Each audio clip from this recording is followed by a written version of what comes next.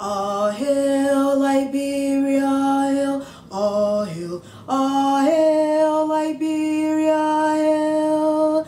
This glorious land of liberty shall long be ours. Though new her name, great be her fame, and mighty be her power. Though new her name, great be her fame, and mighty be her power.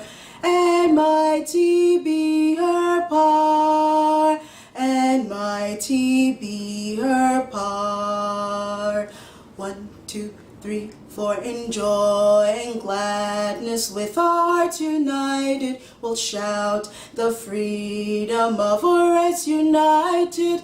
Long live Liberia, happy land, this home of glory, liberty of God's command.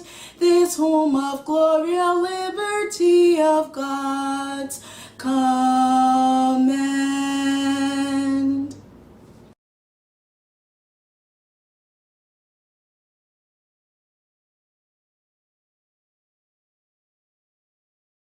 All hail Liberia, hail, all hail, Liberia. See you again. I'm going to Wasawa.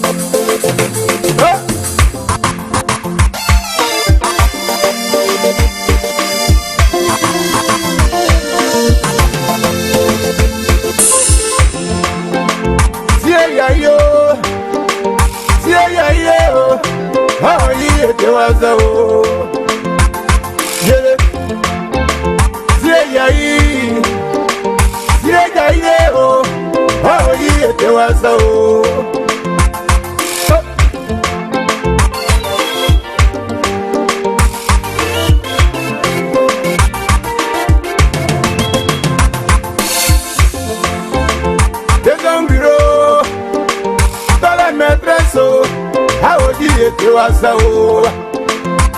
But you go here, Mamba was here complete. Mamba Holande complete. You go here, Mamba Kobela Saki. Mamba was here complete. None yet go. On Jadam, your empire. None yet go. On Jadam, your head, you. Nunye boy, Umo Kaya, Nunye boy, Unye Radio, Mama Sideya, Mobotale Pario, Sideya, Mobotale New York, Apotale Chicago, Apotale Italy, Sideya, Noya, Amute wasare, Audi te wasao, Mongotio, Baimbo awe, Amute wasare, Samuel, Mayo, te wasao.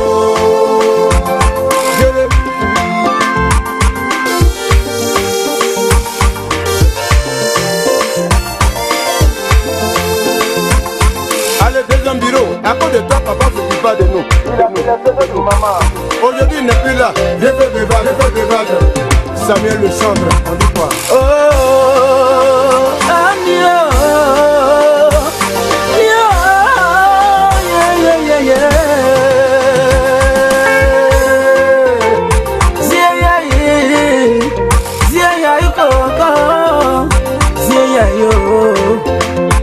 you don't buy it.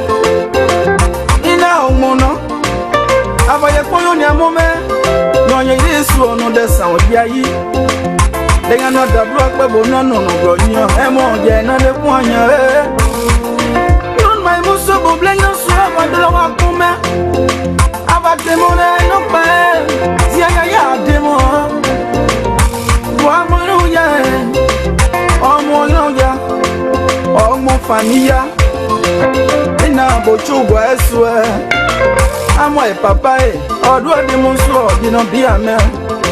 About the idea, Pachana, or dance up on ye. Aba mo asini, aba no de do ye ise mi gibo. Abona you an de mwen asea. Da ya ba ya di bo sene. Agba ibumu when you see geiza yeah. Ademozie yayi, ayeda no me. Glory mina, ayaye do azawe.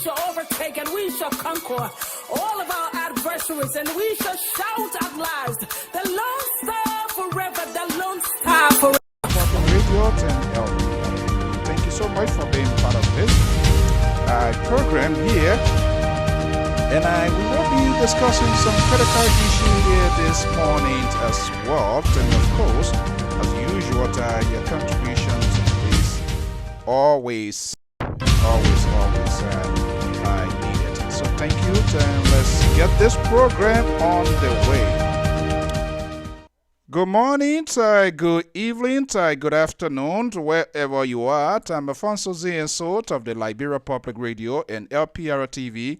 We want to welcome all of our viewers and listeners across the globe. Thank you for sharing your beautiful Friday morning or Friday evening with us here from the New England Bureau of the Liberia Public Radio. Yes, this is the network that tells it is and tell you what you need to know and not necessarily to what you want to hear. And this is why we always, before we get our program going, the national anthems of the Republic of Liberia is always played. That's to show it is what to represent us as a nation. And as a people, we always play those songs to showcase the beauties and the qualities of Liberia. We want to thank you so much. We had a rendezvous to host the Minister of Popular Works of the Republic of Liberia, Minister Mambutu Vlad. As a matter of fact, this is the time that it is set, but we up to present we have not. He has not confirmed, even though we agree. We came up with the time, suitable time. We agree.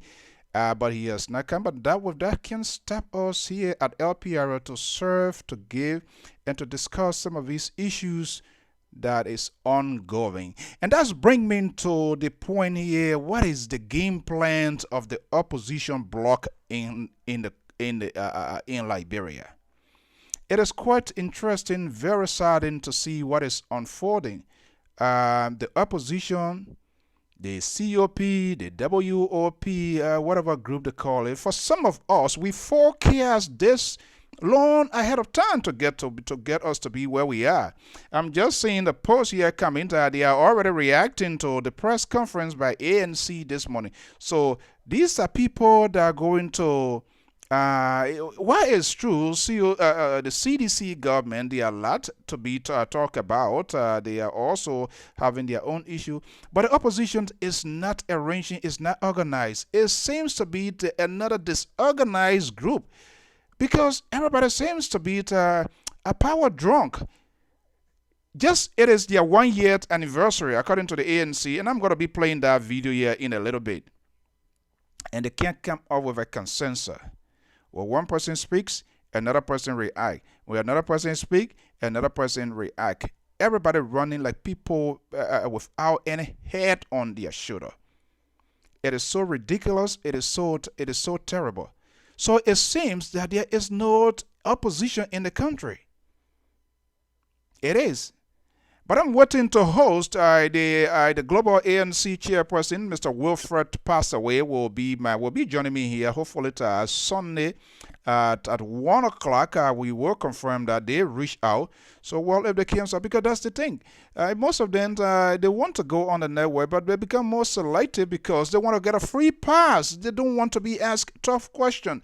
Being opposition in the government bloc, there is no easy pass to think that you're just going to go your way through.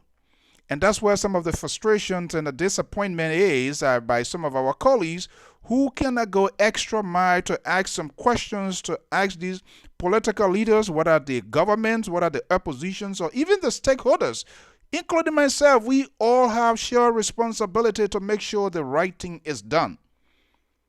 But I think yesterday was a good day in as much as there are a lot of policy problems that I also have with the CDC-led government in terms of how they conduct affairs, how their communication is being processed and all of that. But overall, the nation comes first.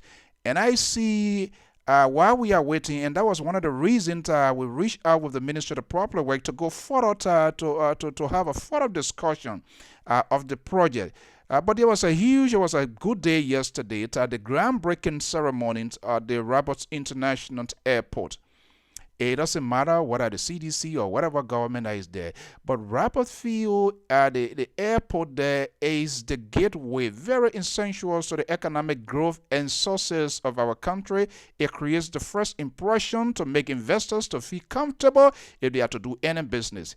And think about it, how many lives now from that Roberts Field highway? A country, a sovereign nation, 100 going to 173 now, to see the only major international airport, to see the road to look like that. So we got to give credit to where it's due. Whether you like it or not, we have to do it.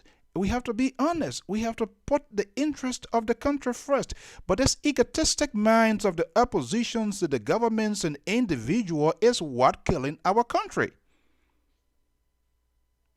It's what killing our country. And I've seen a lot of talking point here from Kofi from 2018. It came from this year. So what? It's a government is continuation. The Samuel Kanyando Sport Complex you see there today, the process started from William Arataba. But the physical attempt or the physical actions in terms of putting it into reality to make it more concrete, not abstract, to be visible for people to see it, is to let Samuel Doe. So the credit goes to Samuel Doe. It's the same way Helen Johnson, the coffee wheel, millions of dollars were allotted. We did not see anything physical to give us a clue that this is what's going to be done. But we have the opposition, they're behaving like the government, their supporters, and so it's just a complete mess. So what is their game plan? I just don't get it. And I'm going to be playing some video here to give you a sense of what they talk about. And I also saw a post now. No, Henry Costa is going to be reacting to ANC, a press conference that he just held again, like he did after Benana Ure, who said that they insulted Benana Ure. Yes, you insult people. So when they insult your leaders, what is the big deal? This is the kind of conversation you guys want to keep in the country. And the people, Liberian people, love that. They love listening to stupidness. People do not want to be persuasive. They do not want to restore hope. I am interested if CDC, in as much CDC is a big elephant in the room with some of their policies, which is very, very bad, terrible as well, decision making and some of the appointments and all of that. But hey, when it comes to national cause, we must give credit to where it's due. I strongly believe the attempt yesterday by the CDC-led government to start that process to first administer the groundbreaking of the Roberts International Airport to bring it up to international standard. I think we must give them kudos, but we need more to know, and that's one of the reasons we reached out to the Minister of Public Works, who's going to be the overseer of over $90 million project. That's very, very huge. I hope he will somehow call here, because there are also questions that we will want to ask. But we have the opposition on the other side, 1 year anniversary, according to what the chairman was saying, and they cannot come up to a consensus. They are fighting and struggling over VPS. Benana Ure say he can't agree. Are you kidding me? I'm going to be playing that. Let me go first to Benana Ure, the insurrections of this whole thing here. No, let me not do fair here. Let's go to the groundbreaking ceremony yesterday. That was the big news. Government wanting to do one thing, the next day, 2-3 days come pass, then they kick the can down the road again, and then it killed the cells of the discussion, how we're supposed to keep it. But we're here to tell you, if you think you want to hear what you really need to hear, then I can tell you, you are wrongfully located. We do not antagonize government, we do not antagonize the opposition, but we tell you what you need to know as a Liberian, things that you need to watch out for, signal things that you need to be aware of. Because the opposition, as far as I'm concerned, people that are talking for them, the people that are hosting their podcasts, they are not providing alternative for me to believe in them, to trust in them. I am in desperation. Okay, you're telling me that this government is not doing X, Y, Z, which seems to be, the case, not all. But when you come in to talk to me, person like me, I'm a free thinker, you must be able to provide an alternative. I'm already dying, and then you come in to keep death conversation to me. You should be counseling me. You should be telling me to take, if I need to take my medication, if I'm not taking it, you should be telling me that. You should be putting an alternative in place so as to deal with you, to say, okay, someone is talking to me, somebody have this country I have, somebody is willing to do it differently. But when you keep reminding me of all of the old things and bringing back those bad dreams and bad memory, I don't think you are getting the conversation to the right person. But let me just go right to Benana Ure, recent press conference that I found so bizarre, and that he was actually unprepared.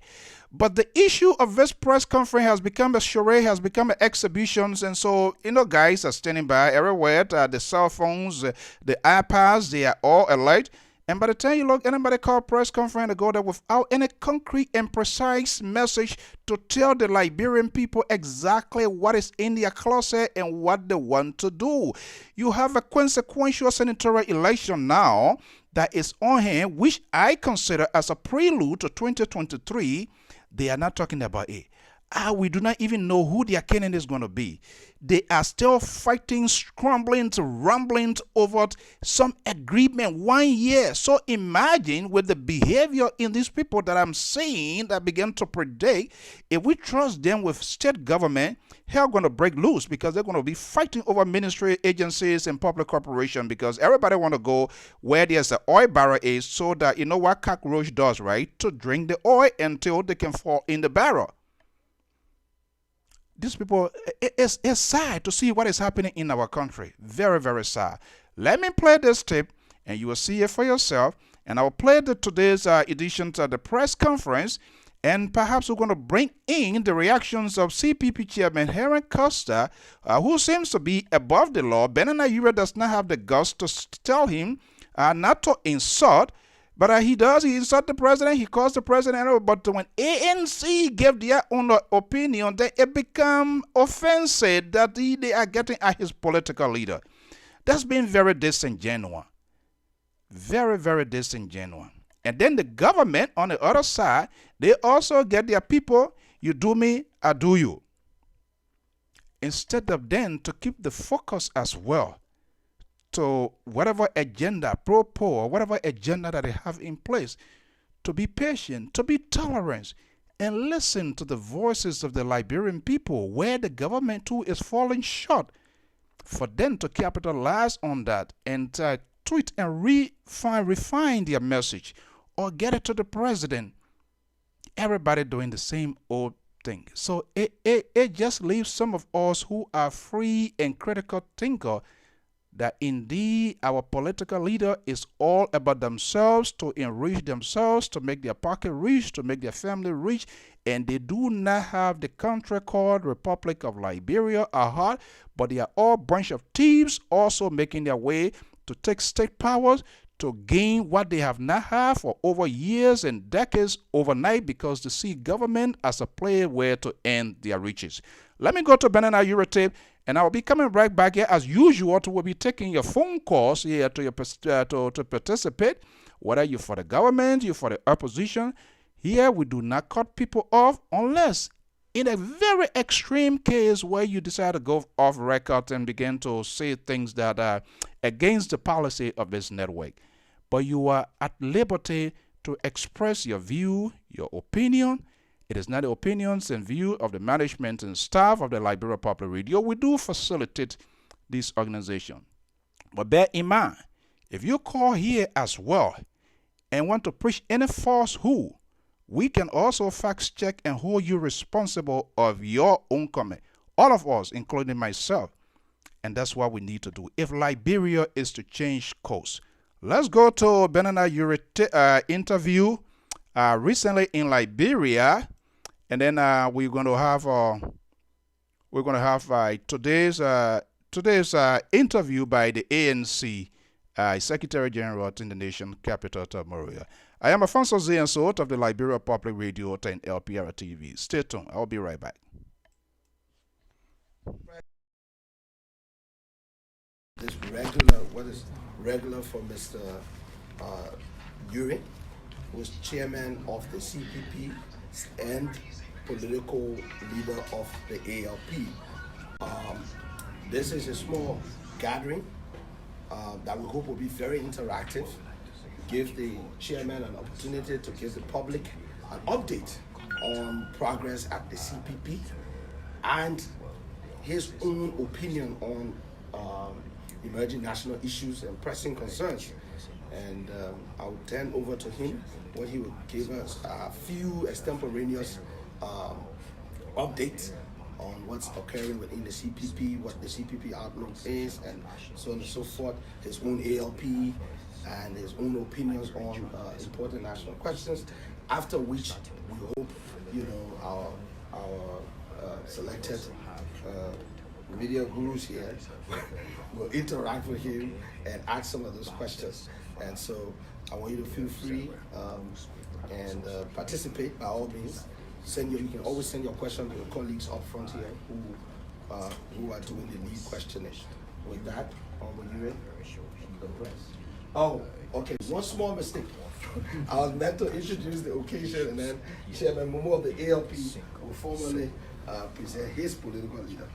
So, even though he's done the slide deck, let me just repeat it. It's my pleasure, ladies and gentlemen of the media, to present to you the Honorable Bernard W. Ure, the chairperson of the collaborating political parties and the political leader of the All Liberian Party. Mr. Ure, the press. Thank you, Momo. Ladies and gentlemen of the press, I'd like to welcome you to my office today on the occasion of my annual press interaction, not only with me, but with my party and with the CPP. We'd like to welcome you here, and we will make this as interactive as possible, that all the many questions that you have had over the year will be able to participate in the discussions here, to make sure you leave here with an understanding of where we come from, where we are going as a party and as a people. Once again, we welcome you here. It's been approximately a year since I've called you all together to speak to you on issues that affect all of our lives. My people, in our position, we don't believe in going from radio station to radio station to newspaper, constantly speaking on issues as it relates to our political party and the alliances. We have, over the years and months, we have left that to the chairmanship and Secretary General to do that. But it's necessary that our people, the people in Liberia and in the diaspora, hear from us on serious issues and at critical times. And this is a critical time because we usually do this once a year. As all of you all are aware, we find ourselves in what we consider difficult times in our country. Things are extremely difficult for all of us. We know it because we wear the shoes. It's our desire to see our country move forward. We've been fighting for Liberia for many years, almost 50 years of our life. We've been fighting for this country, and nothing will stop us until we breathe the last breath in us. We want you to know that we are a determined people, and nothing will frighten us. We will speak irrespective of whatever threat there is. We owe it to our people, and we owe it to ourselves. But my people, the precarious situation we find ourselves in, we must be cognizant of one thing, and that is that we want to progress as countries all bordering our country are doing. People might think we are negative or we speak negatively to the government. No, we want to see our country moving on the line of progress. And we're going to remain loud on that. We're going to remain critical of the government, but we're going to engage them constructively. Now, saying that, I'll move forward. Approximately a year and a half ago, we got together as political parties, we saw the need to collaborate with one another in order that we may have strength and we may have the blessings of you all. We formulated ourselves into a body called the Collaborating Political Body. At that point in time, we decided that we'll put aside our individual political aspiration and we will work in the supreme interest of the Liberian people. We said we'll leave our political ambition and we'll seek electoral reforms. We'll seek development in our country, and we'll seek unity among us and the Liberian people. Over the years, we have kept that promise. You have not heard me talking about me wanting to be president or running for the presidency. You have not heard others say it. Generally, and that was because we said we laid that aside. And at the appropriate time, after our political parties would have gone to convention and elected us as standard bearer, we will all meet as standard bearer and decide who would head the collaboration. That decision remains supreme in my mind. I took it serious because we stood before all of you and the Liberian people, and we said we would lay our political ambition aside, and for 2 years we would fight for electoral reforms. We will fight for the Liberian people. And you all can attest, we've been doing that. We have not made a lot of noise about it because there's no need for it. All of you are here, Liberians everywhere in Liberia, from Cape Palmas to Grand Cape Mount to Lofa, they all know us. We all know what we stand for. But we have been working to ensure that the will of the Liberian people prevail. My people, we have reached a critical stage in this process. We appointed a working committee to do the framework document for the collaboration. And they have been working assiduously. You know, I listen to people of the fourth estate saying that, oh, there's confusion in the CPP. You know, there's delay in the documentation and all of that.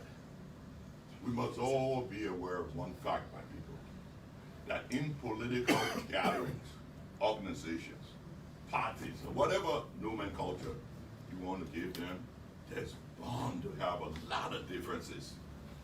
We are coming from four distinct political parties with many actors. So it's not an easy task to get everybody synchronized on one frequency to move forward. You know, in politics, people disagree to agree. And we've had our share of it in the collaboration. People agreeing on issues and people disagreeing on issues. But what is of paramount importance in this process is at the end, we stay united and we fight and solve whatever differences we have. It has not been easy, but I'm pleased to announce to you today that the collaboration is still there and I believe it's strong. And when we started this collaboration, we asked you to contribute to ensure that we stay together, that your rights will be protected. And I think you all have played your role in ensuring that we stick together. The collaboration framework document, hopefully, we have one issue, and I want to share that issue with you.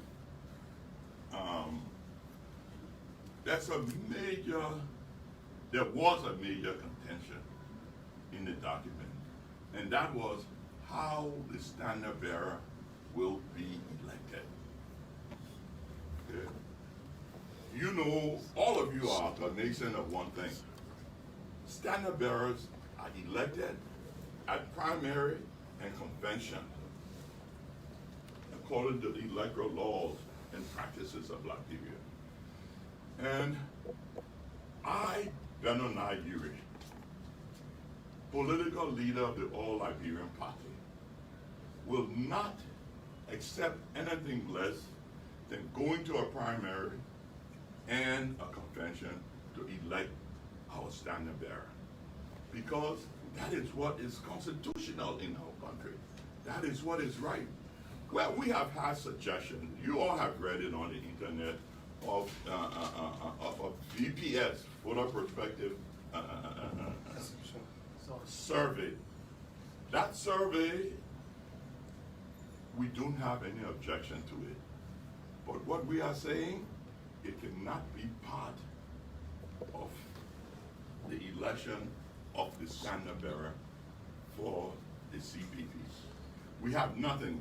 The voter perspective survey can be done at any time to serve as guidance to us in who we elect, to be our standard bearer. But, my people, as a patriotic Liberian, I will never give the rights that are given to my people to vote and elect a standard bearer and give it to a foreign firm to do a voter perspective and survey to determine who will be our leader. I would never succumb to that. And I think most of my colleagues agree with me. We have made this mistake many times. We depend on the opinion of foreigners to decide our fate in our country. And it has been not too good for us. Why we must accept the views, or we might even decide to look at surveys from all walks of life. It must never take the right of the people from electing the leaders. So when you hear there was contention about the whole process, I want the world to know that was our contention.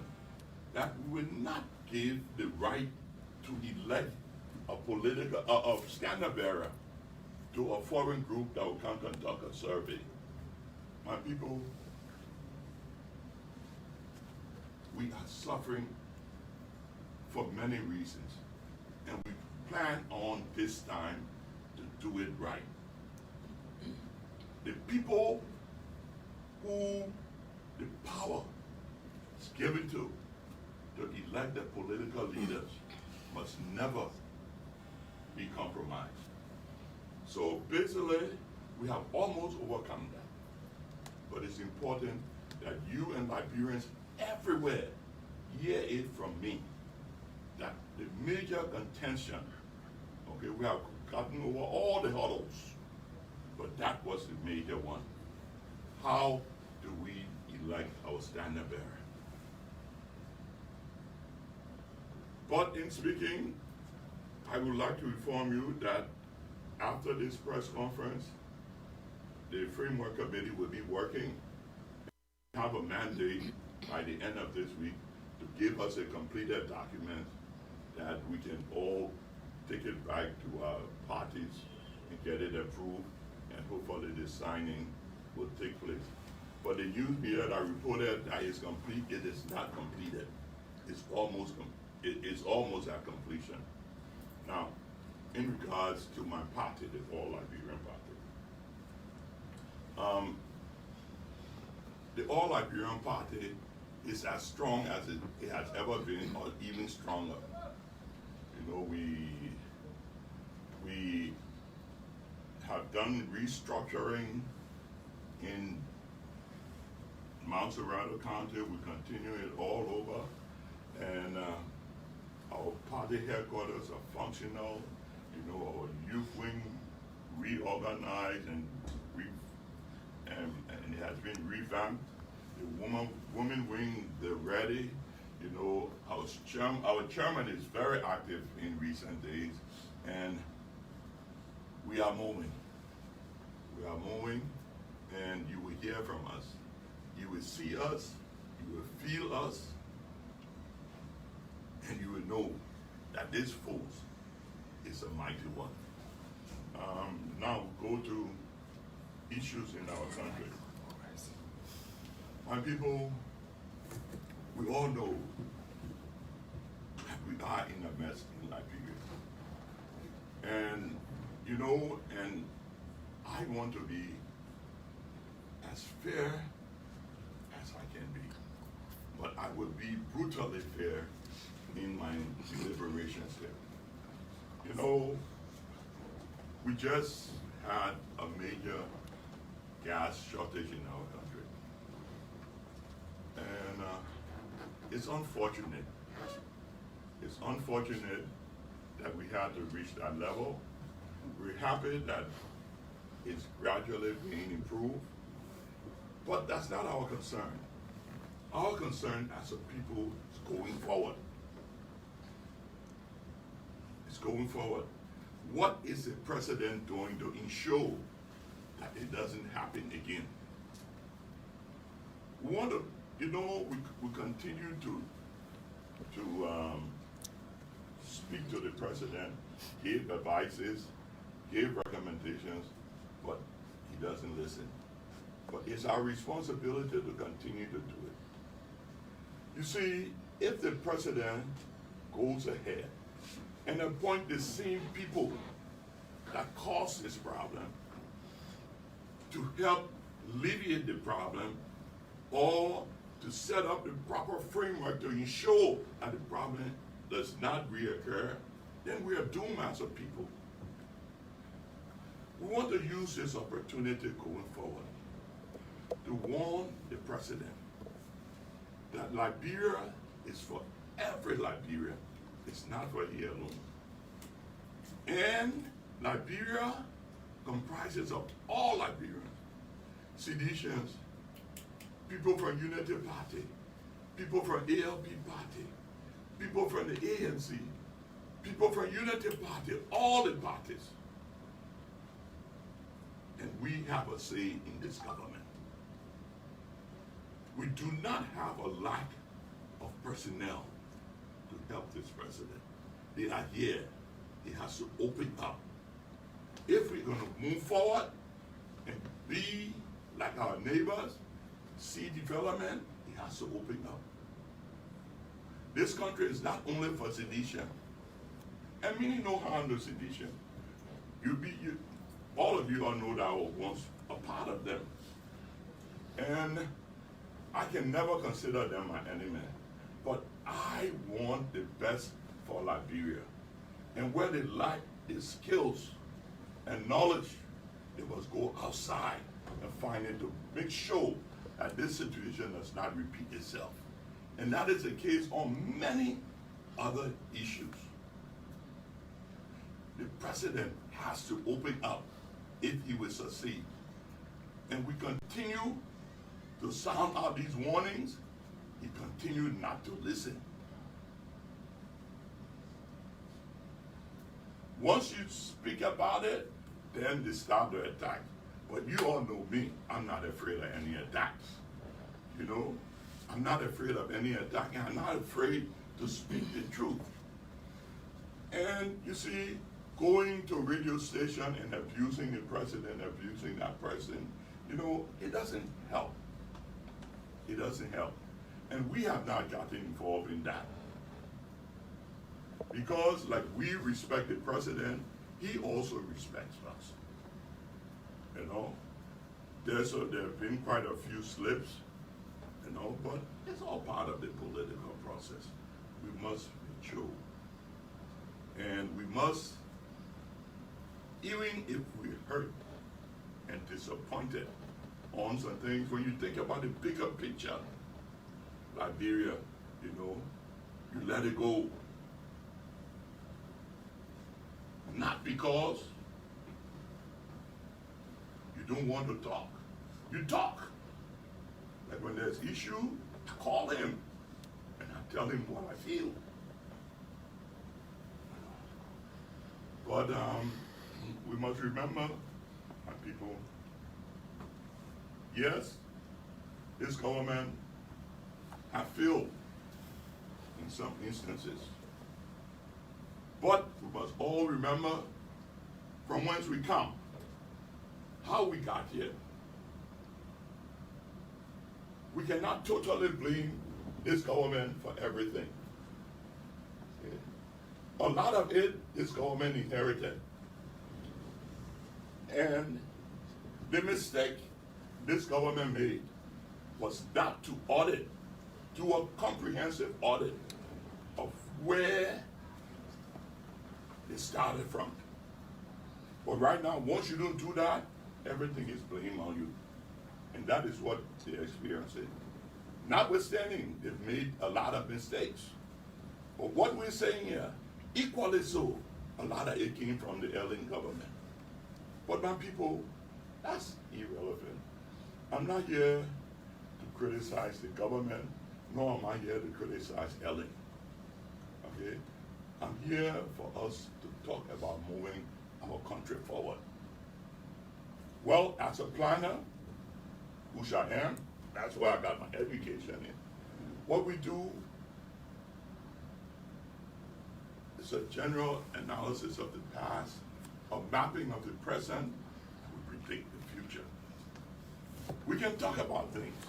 I'm sure you have a lot of questions about me, personally, about the CPP, about the ALPs, about Liberia that you want to ask me. And we'll be open to your questions. We have about 1 hour. We endeavor to answer every question you have here today. But we want to remind you that let's leave the negatives. Because, look, we've been on the negativity for all our lives, and we've gotten nowhere. It's time for us to move ahead. It's unfortunate that our president, he might not see how we see it, but we must keep on setting the record straight. We must keep on putting that pressure on him. Because this glorious land of liberty is all we have. And we must fight for it. You people of the fourth estate, you must fight for it. And when you see wrong, say it's wrong. You see right, say it's right. Give a pat on the back for the right. So again, the intent of this press conference is not for me to speak, but for me to speak with you, answer all your questions, that we may go back, and you all can do good stories. Maybe you will talk some positive things about Liberia, but don't hesitate to speak the negative too. In this natural unique of consciousness known as life, we all must get on the stage and perform. And after performance, we step down. Some of us die. Some of us, we go in retirement. But Liberia continues. So again, I will turn it over to Demore, the facilitator here, and let's begin our interaction. Oh, but before we do that, Happy New Year. And I wish you all the best this year. And let's pray for Liberia. Okay, so I think naturally we'll just turn over to the editors here. And gentlemen, in whatever fashion you choose, you can start to bombard the questions. So I will pick up from here. My name is Otello Gabler from the New Dawn newspaper. And basically, we'll start right from the full step of the CPP. Historically, in Liberia, many political parties come together, and there's too much of noise about their collaborations, and the excitements are there. But just on the eve of elections, they sometimes come into going disarray, and then the whole collaboration is null and void, and then people go independent. You just made some revelations that there have been issues that the CPP has been struggling with, and hopefully they are going to get rid of it. Can we be assured that after these issues are resolved and that a CPP is created, can we then say we have a formidable opposition political party in Liberia? Because as I speak, internationally, we are told we don't even have an opposition party, political parties in Liberia. You know, Governor, let me just be honest. Historically, you are right. But let's look at what caused this. My people, whether we want to accept it or not, we are a poor people. Most of us in Liberia, we don't have money. And people, Liberians, use the money to create disharmony in Liberia. You see, when you have people who have not really had $5,000 cash in 10, 15 years, and you come and offer them $20,000, it's difficult for them to resist it. You know, and this is the advantage people that with money to take of Liberia. Okay. And it was done in the last government. We had coalitions being formed, and money was spent. And people still will do it. But I tell you, experientially, we're feeling it in Liberia. Liberians are feeling it. But we want to use this opportunity to appeal to them that this time if they bring the money, eat it and just don't do it. Because it's your own money they're using to bribe and create disharmony among ourselves. Now, the collaboration, yes, everything is possible. You know, at the end of the day, somebody might decide they want to step out. But remember, when we started this collaboration, okay, we all got up there and we vowed that we'll fight for the Liberian people and we'll fight for Liberia. So if any of us decides to step up, we'll leave it to you all. You all handle them. You be the judge. Mr. Uri, to go forward, we understand from the beginning of this whole collaboration, there were some controversy between you as a leader of the ALP and that of the camp of the ANC, which is also another party within the CPP.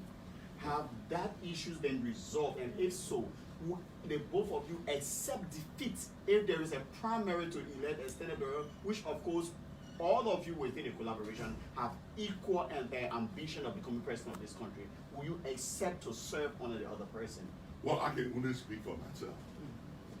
The first thing, let me ask you first one. There has never been any confusion between the ANC and the ALP.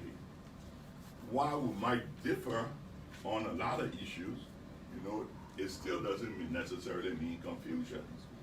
And you probably are making reference to an interview that Gerald Cummings had on a video station. When I was, and I want to make this thing clear, okay? And I will speak to it for the last time. When I was asked a question at the demise of Councillor Brunson, there are 3 of you left, okay? Who do you feel is more qualified to lead the CPP? And as a politician, you know, one should never praise themselves. You should leave the evaluation to others. I said, well, leave me aside. I do not have to be president. I didn't elect the fact that I will run for the presidency. I said, leave me aside. You do not expect me to go and answer to myself. So I said, leave me aside. But of the two, listen carefully, of the two, Joe Biden is the most educated, the most experienced. He has stood the test of time. So Mr. Cummings is a good man. And I know Mr. Cummings is a good man. He's a successful, he's a successful man. He worked for Coca-Cola, as the vice president, I think, for human resources. That was a good accomplishment. And we gave him the pat on the back for it. And I said it's his constitutional right to run for the presidency. And I also stated in that interview that it's also the caller right to canvass or protect Mr. Cummings. But I said also it's my right also to give my opinion about who I feel is more qualified or got the most experience. It was blown out of proportion. But is it a lie? Is it a lie? Isn't Joe Boycott the oldest of all of us? Isn't he the most experienced? Huh? So I take it that you still maintain that position. I still maintain that he's the oldest of us. He's the most experienced. But I'm not necessarily saying I'm going to vote for him against myself or against Mr. Cummings. But it was taken completely out of proportion. So I'm correcting it now. My people, whoever the CPP, it will not be the CPP, it will be the alliance of political party. Whoever the alliance of political party decide to be the standard bearer, if it's me, I will accept it. If it's Ellis Cummings, I will accept it. If it's Joe Boycott, I will accept it. For me, it's not who, but Liberia deserves the best. And we must ensure that we all, follow whoever the CPP elects, that we will make progress in our country. So this whole thing about people emotionally, in fact, it doesn't have an effect on me, so you're wasting your time. I would say the truth, and I would say it the way I see it. And the Liberian people love me for that. They respect me for that. Because they know I will speak with no fear of anybody. But I tell you, the Liberian people looking will not make some of the mistakes we have made in the past. You know why? Because we're feeling it now. We're feeling it. Let them bring somebody from the sky and say, you're making president. You will hear how the Liberian people will yell. So I hope I've answered that question. Sure you have. My colleague will want to. Thank you for the audience. I have a couple of questions. One is, one has to do with, you talked about, you aptly described the state of the nation in terms of how dire our situation is. And you're also talking about, critiquing the government, and the president specifically, about his close-mindedness as far as bringing in the kind of talent and people that are required to make Liberia successful. How do you think that this problem will affect voters' choices going forward? Do you think that Liberian people have actually learned a lesson from voting based on emotion or based on how much they like somebody versus how well they think the person can perform? What are your thoughts on that? The second question I have has to do with the framework of what it means to be an opposition group. Whether you're an alliance alliance of collaborating political party, whatever you want to call yourself, but either a single group or the multiple groups that come together under an umbrella. You know, the framework in the sense of can we expect some level of longevity, and when that alliance or collaboration comes to a fruition in the sense of winning a presidential election and having a shift in the administration, how does it hold, or does the person, for example, if you won the election, if you won the election as president, as standard bearer, do the other two break away, or do the other three break away and remain in opposition, or what are your thoughts about the sustainability of collaborations politically? Well, let me shoot the last first. Look, it's a difficult thing to get full political parties together. And make no mistake, we do have different ideas and ideologies. Okay, we had different ideas and ideologies. We had different goals. We had different degree of love for country. We have different reasons why, we want to be president. For me, I can say I want to be president because I want to help my people. And I'll do anything to help my people. I don't have to be president, but I want to be president to help my people. Some people look at it different.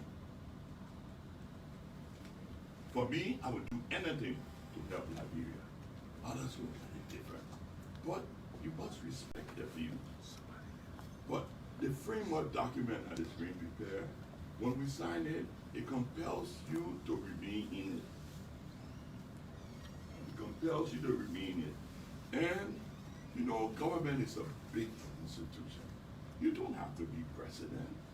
There are other positions that if you really want to help your people, you can settle for here and help people. So, yes, we all have desires to be president, but other than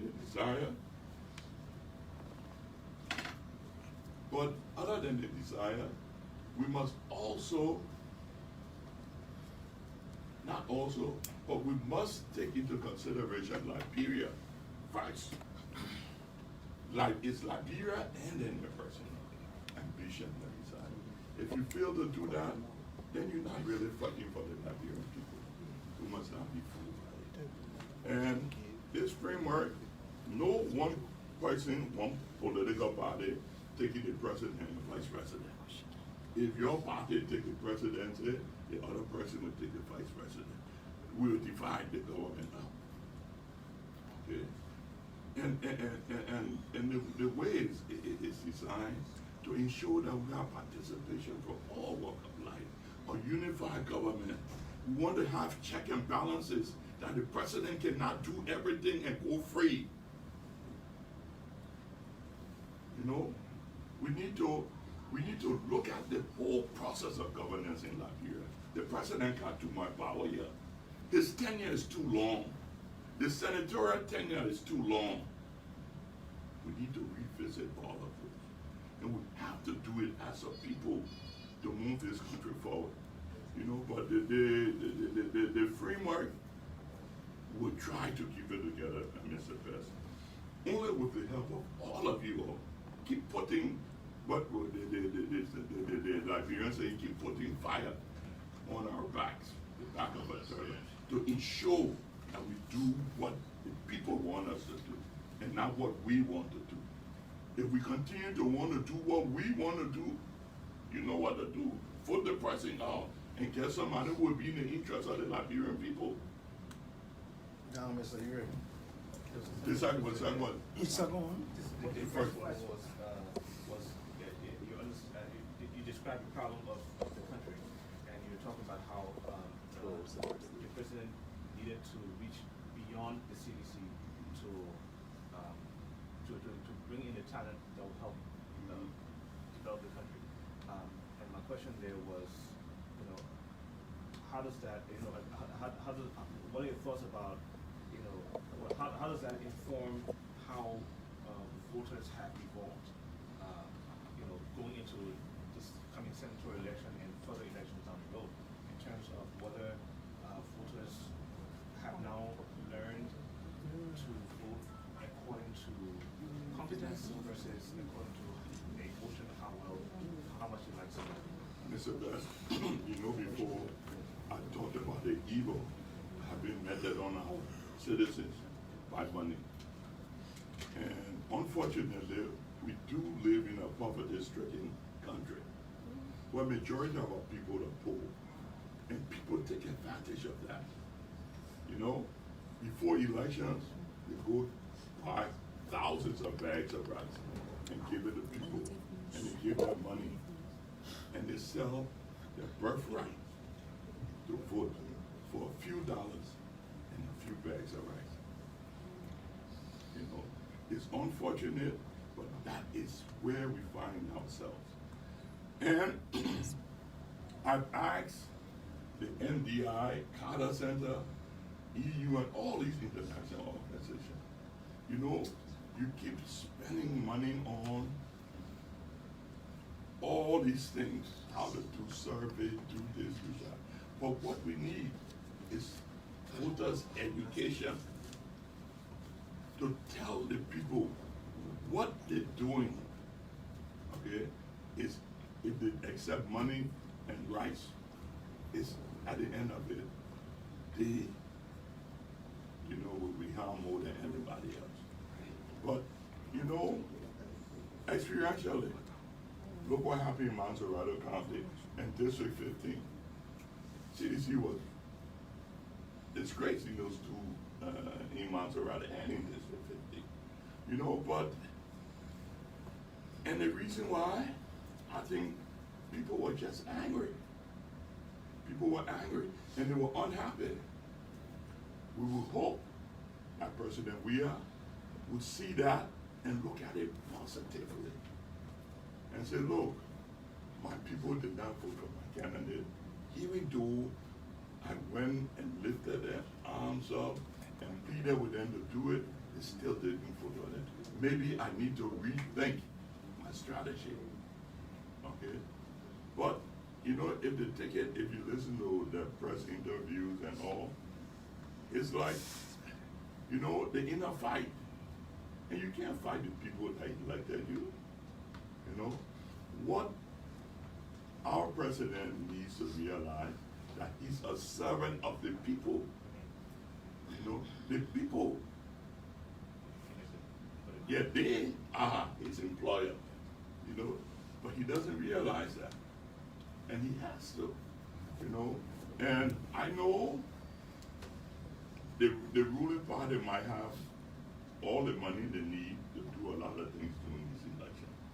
That is why I want to use this opportunity to call on the international community and call on all political parties and the people of Liberia and in the diaspora, that the international community must take over the senatorial election. Rather, 2023. Let them conduct it to be sure that it will be free and fair. In the absence of that, let them take over the data processing department at the Election Commission. And you know why, Mr. Bass? Because the Supreme Court ruled that the data had a lot of flaws in it and that it must be corrected. As we speak today, it has not been corrected. That's what happened in District 15. During the District 15 election, the Election Commission themselves recognized that there was a problem with the data. That's why they ordered the re-election in a part of District 15. They themselves questioned what happened in the data department of the Election Commission. So there's clear evidence that there's no trust in that section of the Election Commission. You know, I was telling my colleagues, if we don't fight for that to happen, we might as well let we appoint the senators. When you have the head of the data processing department saying that he's a bona fide sedition and he would die for CDC, you know, where does it leave you? So I'm saying to have a free and fair elections, let a foreign group take over the data and let them have representatives at the commission level to ensure this transparency. The president believes, at least he says he believes in democracy. So let him show us, the Liberian people, that he really does. Let him go ahead and let's do this. The first thing, the government is saying they don't have money. So if you don't have money, we can convince all of us here that we can keep on pleading with the international community and they can find finance to either take over this whole electoral process or, worst case scenario, take over the data processing aspect of it to ensure that there is free, fair, and transparent elections in the country. Other than that, we'll be wasting our time. And look, I want to go back to elections. During elections, we wrote the NDI, we wrote the Carter Center, we wrote the EU, the American Embassy, ECOWAS, and AU. I have documents to prove it. And we pointed out all the irregularities in the elections. They did absolutely nothing. Absolutely nothing. You know? And what happened? Well, do you please sit on what I said? Prince Johnson, one of the biggest supporters of President we are, he said there was no election. It was election. Okay? But we all know there were problems during the last election. But for me, I want the world to know. People continue to ask me the question, why did you accept the results of the election? Let me tell you one thing. I know for a fact that we have won the 2 previous elections. He won it. And he was denied leadership. You know? And nobody can tell me it's a lie. Because after not the 2011 election, there were problems when CDC stood their ground. I was in CDC, and we stood our ground. People came to me and pleaded with me, in the interest of the country, please convince Mr. Weah and Mr. Solo to accept the results. We promised them that the next election will help them. I told, because this was an eminent lawyer, a fatherly figure to me, and I told him I can't get involved in that. And he asked me, but Yuri, can you put me in contact with Mr. Weah or Mr. Solo? And I said, yes, I can do that. And I called Solo and put him in contact with Solo. You can call Joe Solo, he will confirm it. And I put him in contact. And they went, and in the interest, when I spoke to President Weah, he told me, Mr. Yuri, in the interest of the country and peace, gladly we will try it next time. So, you know, we have won that election. All of you all here know he won it. You know, but he was good enough to say in the interest of the country and peace, he would let it go. Few persons would do that. So you got to give him that credit. And we knew it, you know. So at the last election, you know, not only did we participate in the election, we did harbor some sympathy for the young man. But the election is over. We're still not happy with how our country is being covered. Okay? So we're looking forward to another election. And I hope I've answered your question, Beth. but it's a difficult thing. You know, the people have shown that they can stand up when they get angry. They stood up in the last by-election, Montserrat County and District 15. They stood up, and the people won. They won Montserrat, won Okay, District 15, there so you District have 15 it. There you have it. Yeah. I'm Alfonso Zane Source of the Liberia Public Radio and LPR TV. Thank you for being here this morning. My goodness.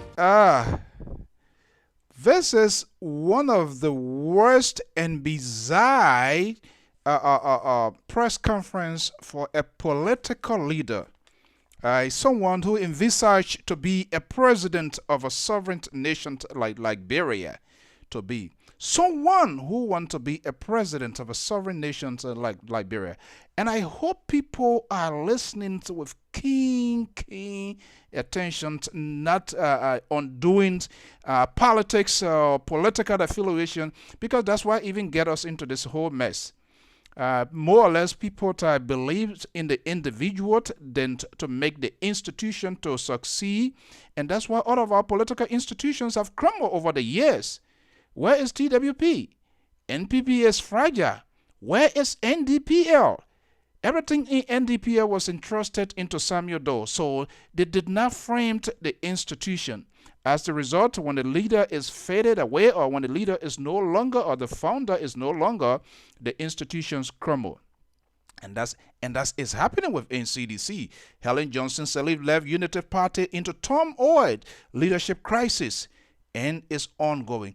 Benina Ure, I can't just believe it. I'm going to get to the in-depth because I was taking note, and I hope you too did the same, because we got to tell you to be well of some of these people that are dangerous to the country. And Benina Ure is no exception. Right after that conference, right? Benina Ure, as the political leader or the head of the CPP, Henry Costa, right after the conference, some folks with the ANC, like the Chia Munafat and other folks, they took the Twitter line too and decided to make some comments, expressing their views, their opinion, their disenchantment into how maybe the conference was indicted or their own political view. They took that. Right after that, CPP chairperson Henry Costa took the airwaves. But remember, before then, Benina Ure said he does not believe people should not be abusing the president, right? But we all know exactly how the abusing is a new rhythm into our political system that has been we all are accustomed to it. He has not done anything to stop it. He has never do anything, and there's no indicator or indication that he's going to do it. Henry Costa took the airwave. There was a conference here again today, but I'm going to play you Costa's reaction to Munafaha and other folks within the ANC who he felt that they were going after his political leader. He feels that Benina Ure is being attacked. I'm going to play that. You're going to listen to him. Today, ANC, Aloysius, the Secretary General, they had another meeting. He Costa responded to it again. I don't think I want to play that, but I'm just trying to get you to the point of conclusion to be able to factor in common sense. Some of these people and how people need to take their forehead to be in front of them instead of taking the forehead to be at the back of them and allowing our country to go down the drain.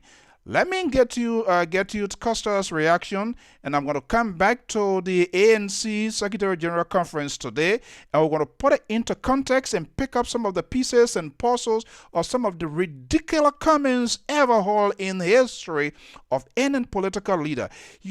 Anybody you see talking to a group and scratching their hair, there are a lot of things involved. I'm going to come to that, but let me just give you Costa's reaction to that, and we're going to bring the ANC.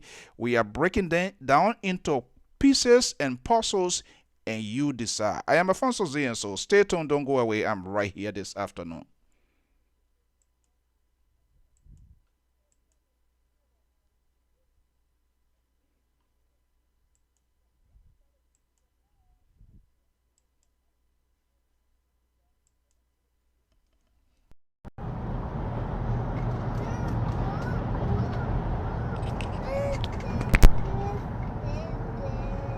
Henry, you want to be in Daddy's live video? You don't? You don't want to be in Daddy's live video? Good afternoon, folks. If you're in Liberia, good evening. I'm on my way to my to officially welcome my Secretary General of the my man Poker Rock and say the dynamic COP, Mr. Mo Ali. So Mo Ali is here in the States, as many of you are aware. He's visiting. So I'm driving 45 minutes to go and see him in the northeast in Philadelphia. So I just wanted to do a quick chat before I,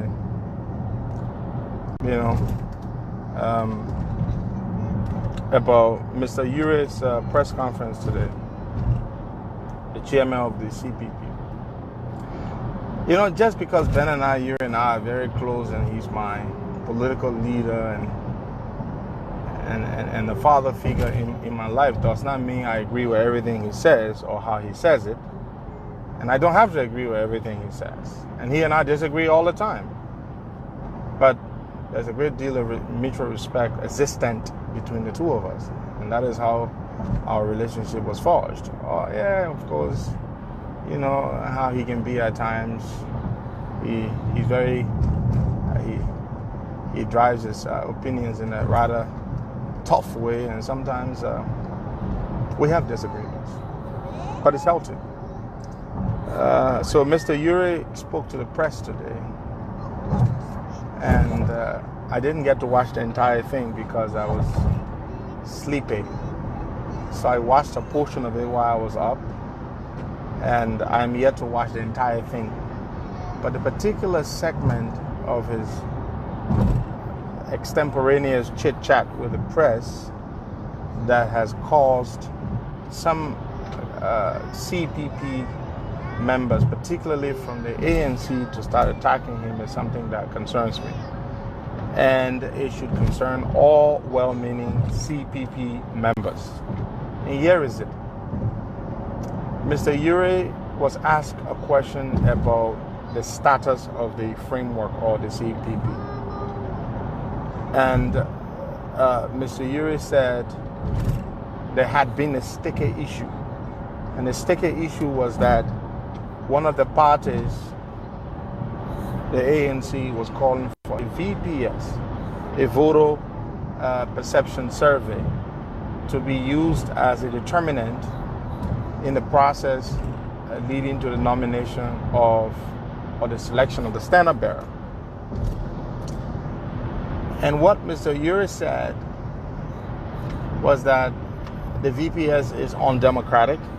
The VPS is not consistent with our election laws in Liberia, which mandates all political parties to use the process of primaries or the process of primary to elect the candidates and to elect the standard bearers. That's what he said. That's all he said. And since Mr. Uri made those comments, I've seen ANC people, prominent ANC supporters on Facebook attacking Mr. Uri in very derogatory ways. And what they need to understand, oftentimes people, a lot of ANC supporters who happen to be supporters of mine, whom I equally appreciate as I do all other supporters of mine, what they need to understand is that, and I always tell them, I don't hate your party, but when the way your party people behave, Henry, can you lower your voice a little bit, please? The way your party, the way your people behave, that other people don't have the right to voice a contrarian opinion. If ANC wants A and ALP wants B, and if ALP expresses why they want B and not A, should that be a problem? Is this how we're going to be? Now you cannot express your discerning view or your different view from the view that they hold. They want a VPS. It is their right. But VPS is not consistent with our laws. So Mr. Uri said that today. I see Tar one way posting on Facebook, Uri, behave. I see Muna Fahad posting, calling Mr. Uri a non-entity and he's basically insulting him. You see, and what they don't understand is that they don't have the biggest mouth. I have the biggest mouth in the country, period. If you attack my party and my political leader over something as stupid as that because he expresses a view that is not agreeable to your position, then you are provoking me. I have the right to respond to defend my party and my political leader. As I said, I don't agree with everything Benani Uri says, and I don't have to agree with him. First of all, let me voice one of my disagreements. I don't think Mr. Uri should have said George Weah won the 2005 and 2011 elections because George Weah did not win. Ellen whooped his ass. Let me say, I don't agree with my political leader when he said George Weah won. George Weah did not win. But man, come on, you know that. Maybe you said it for some other reason. But George Weah did not win no election. And he whooped the bugger. So you were wrong. I disagree with you. And yes, there you have it. I just publicly disagree with Benani Uri. Something which many of you think is a taboo. But for you to go and start attacking my political leader over his expression of his view that VPS is not consistent with our election laws or the way we do electioneering in our country is ridiculous and unacceptable. And you think I'm going to sit there and let you attack my party and my political leader because the ANC doesn't get what the ANC wants? I mean, you know, nobody will always get what they want. The ANC will never get what it always wants. It doesn't work that way. It doesn't work that way. I mean, come on. What you be attacking the man for? You got ANC, prominent ANC people on Facebook. What did Uri say today about Cummings? He did not call Mr. Cummings' name. All he said is that VPS is not the way. We will not circumvent our process, our tradition, our convention to allow a handful of foreign guys come to Liberia and conduct a survey. We will allow our people to go and vote. And this is what's provoking you all, that you run on Facebook, you start attacking Benani Uri. Do you really want to go down that path? Do you seriously want to go down that path attacking my political leader? Do you want that? Is that what you seriously want, ANC? You know, it's difficult to work with these people. Every freaking time you try to be diplomatic, you try to be calm, you try to let it slide, and then they will go and start doing something stupid. Benani Uri does not have to support what Cummings wants. He does not. And every time you do this nonsense, you push us further away. How the hell can I support an Alexander Cummings when every damn thing you say that does not praise Cummings or does not support a Cummings approved position, then the Cummings people get angry, then they go on Facebook, then they talk nonsense. Who told you all of us gotta be praising Cummings? What kind of nonsense is this? Y'all ain't want to be in the damn collaboration, y'all can't just leave? Huh? What you be making people angry for? Why are you insulting Uri? Because Uri said we should go with the primary and the convention process? Is that why you're angry? Huh? Do you seriously want to fight war? ANC, do you want to fight war? Do you seriously want? Can you win? Can you really win a war with us? Do you want to go nasty? Do you really want to do that? What is wrong with you people? How the hell can we support you? Benani Uri may not even run for president. You don't even know that? He has told you. Benani Uri may not even run for president. Instead of trying to woo him and charm him in the hope that you might win his support, instead, every time we open our mouths, you attack us because we don't sing Cummings' praises. What kind of nonsense is that? Huh? What kind of nonsense is that? All Mr. Uri said today is simple. VPS is not the way we're going to go because it's not consistent with our election laws. And it is true. The National Elections Commission is the body that determines or that sets the guidelines for how conventions are conducted. That is how it's done. The NEC will not approve a process where you go and you go and you say a VPS. The Elections Commission will not accept it. I'm pretty sure Mr. Cummings does not know that. Elections Commission will not accept that. Election Commission will only accept a primary where delegates vote to determine who becomes the head. That is the only process the Elections Commission will accept. So what's wrong with Mr. Ure saying that? What is wrong with that? What is wrong with Benani Ure simply saying we must do the convention? I'm telling you, my political leader more than likely will not run for president. But this is what you all do? By the time people talk, you get angry? Is this how we're going to work together? Is this how we're going to work together? We cannot express ourselves? Anytime we talk something, when ain't support coming, y'all get vexed? Seriously? That another detector you're trying to create? What nonsense is that? What the hell? Why can't we speak freely? You go on Facebook, you're attacking Mr. Ure, Tai Wongbe. Mr. Cummings jump up and say he's supporting Tai Wongbe. Tai Wongbe is his candidate in Nimba. I'm told they just did a survey of 7 candidates or 7 on the list. The survey in Nimba. Tai Wongbe came number 7 on the list. In Nimba, a survey. I'm trying to get a copy of that survey. Number 7. Of course, I'm not surprised. It does not surprise me. And these are the people on Facebook attacking Ure because Ure said we must stick with the process. We must stick with the process. Absolute nonsense. Absolute nonsense. You can say whatever you want to say, but this is just too much. We're not put up with this BS. We can't speak freely now. Huh? We can't speak freely. We can't say what we want or what we do not want. Is that a problem? We don't support a VPS. And if you don't like it, go to hell. Damn it. Just wanted to do a quick chat before I,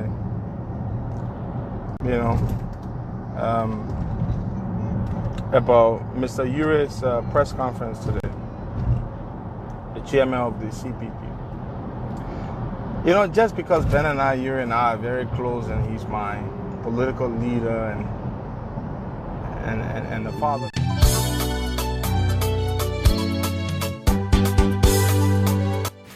Hello, how you doing? This is Uncle Musa, the owner of Uncle Musa Grocery in Philadelphia.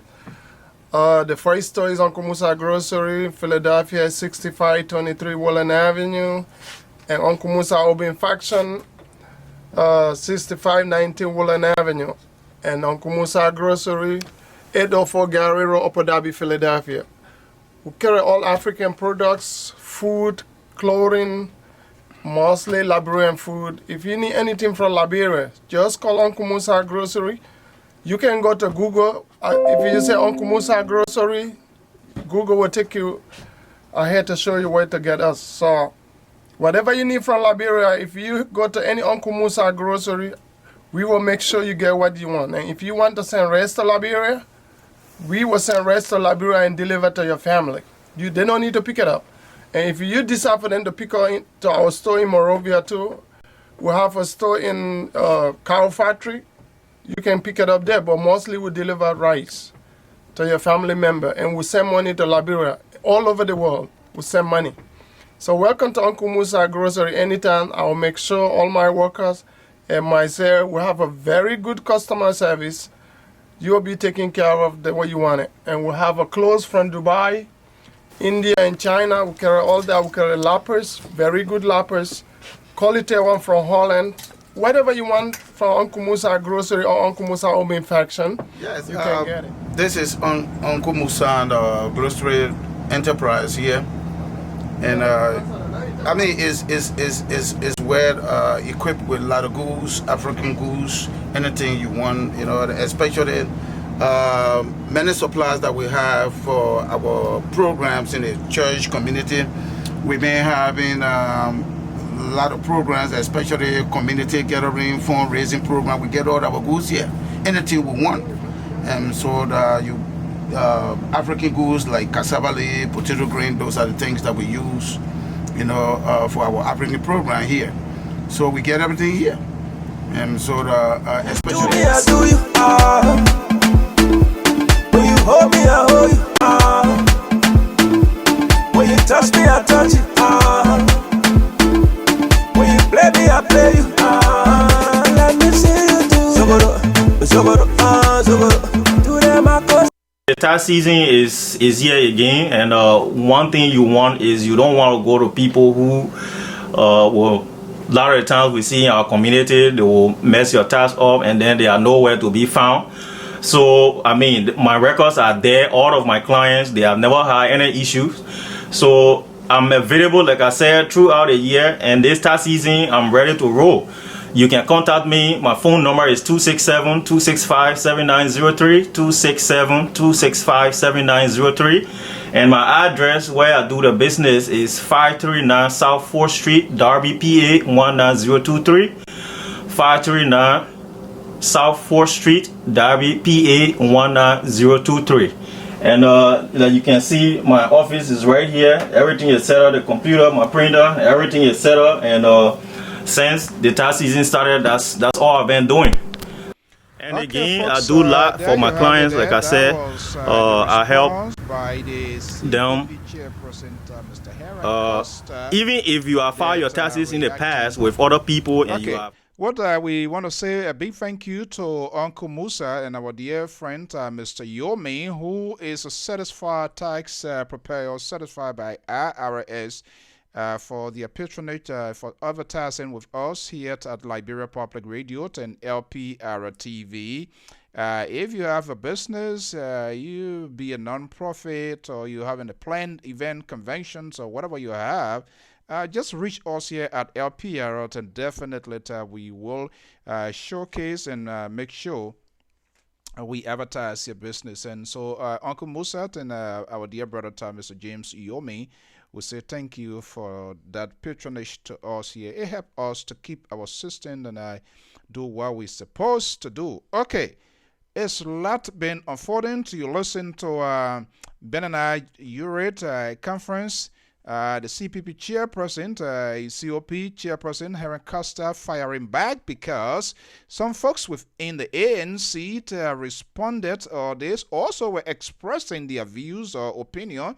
But again, it also been recurved, and Costa is firing back. It is crazy in our country, and this is what some of us are saying. It makes the ordinary Liberians, electors, they are very, very much confused who they really do not even know who to deal with. The opposition professes to be the hope of the Liberian people, another disorganized group. But today, again, so it's all about press conferences, conferences as exhibition. Nobody is putting out any concrete plan as to how Liberia can move in a different direction. I attack you, you attack me, you should attack me, but I shouldn't attack you. You should curse me, but I should not curse you. That's the kind of board game people are playing in the country. But with Liberian people, they are so accustomed, they are so used to it. So it's like it become a daily routine, night, evening routine, breakfast, lunch, and we enjoy seeing these kind of things happen. Instead of us holding these dishonest politicians, the self-centered politicians, the greedy politicians, they are just all in it for themselves and to add up to their wealth, or in some instances to protect their wealth. You saw him sitting down there all racking, whopping like that. First of all, not even establishing the kind of contact that he needs to do, speaking to a member of the full estate. That shows, it tells me he's just not unsure of what he's saying. Or, okay, I've been quiet for a little while now. It's time for me to come out. Since Yeke didn't come out today, since the other person didn't come out today, let me come out, and all the media groups and media industry will rush over, and there will be a podcast. Guys are going to be taking a call, but let me just hold on. So today, the Secretary General of the ANC calls a meeting today. And as the meeting ended, Hera Costa again responded. I'm going to play the ANC Secretary General conference, but news just coming in. The global chairman of the Alternative National Congress, Mr. Wilfred Passaway, will be my special guest here on Sunday. Do you think these people are going to hold together? 1 year putting a framework together, it can't hold. You think they're going to put together and that they're able to take that country? They will chop one another. Some people want to go to 10 people want to be managing director of LPRC. Some people want to go to National Port Authority because that's where the oil is, and they will want to go drown themselves into this oil barrel. But let me play the conference today held by the Secretary General of the Alternative National Congress in Liberia. And hopefully, maybe right after that it ended, while we're online, I monitor different news outlet here to the iPad, computers, all here, Facebook, and all of that. Mr. Costa was on, and he fires back again. So it's words of war none. Let's see how that's going to happen. But let me just play the conference today held by ANC Secretary General Aloysius in Liberia, and I will be right back.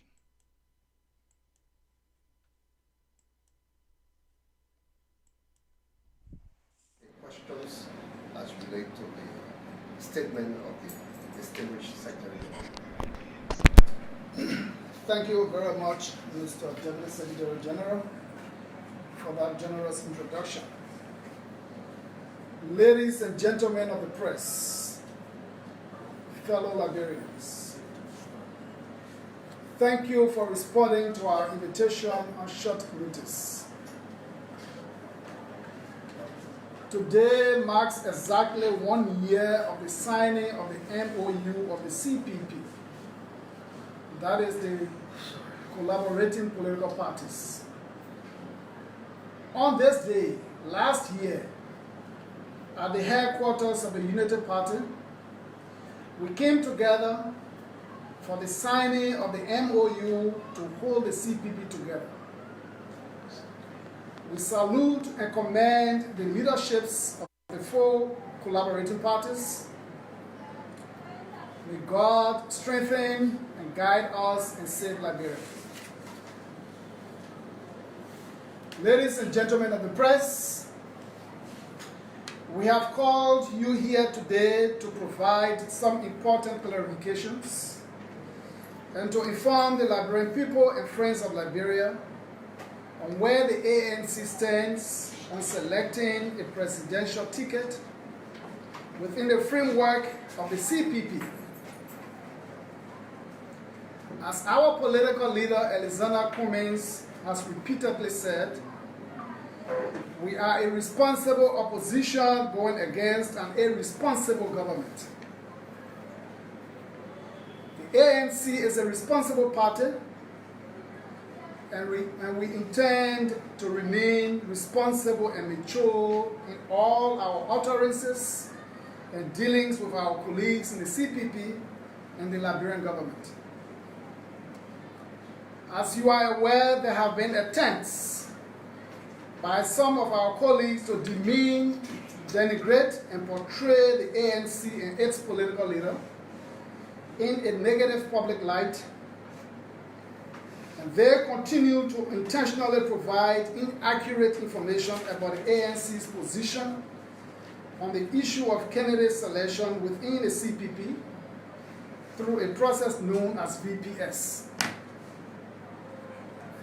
This is not the first time the ANC and its political leader have been denigrated and demeaned and ridiculed by people associated with a sister party. This has become a pattern against the ANC. The scars and losses from Cape Mount to the CPP are still fresh in our minds, all from the same camp. The smear campaign against the ANC has been long and consistent, and the source has always been the same, or denigrating any political leader or a sister party. We will always remain respectful, responsible, and mature in our utterances towards our colleagues in the CPP, fellow Liberians. Despite all the negative things said against and about the ANC, we will remember Michelle Obama, former American First Lady, who once said, when they go low, we go high. Ladies and gentlemen of the press, we wish to make it categorically clear that at no time has the ANC opposed primaries. In fact, the ANC embraced primaries. The VPS, which is a voters' perception survey, will not replace primaries. What the ANC has done has been to demonstrate good faith and offer a clear proposal for the selection of the standard bearer of the collaborating parties. Fellow Liberians, these are the facts in the CPP concerning candidate selection, and they are irrefutable. Let's listen to the facts. The United Party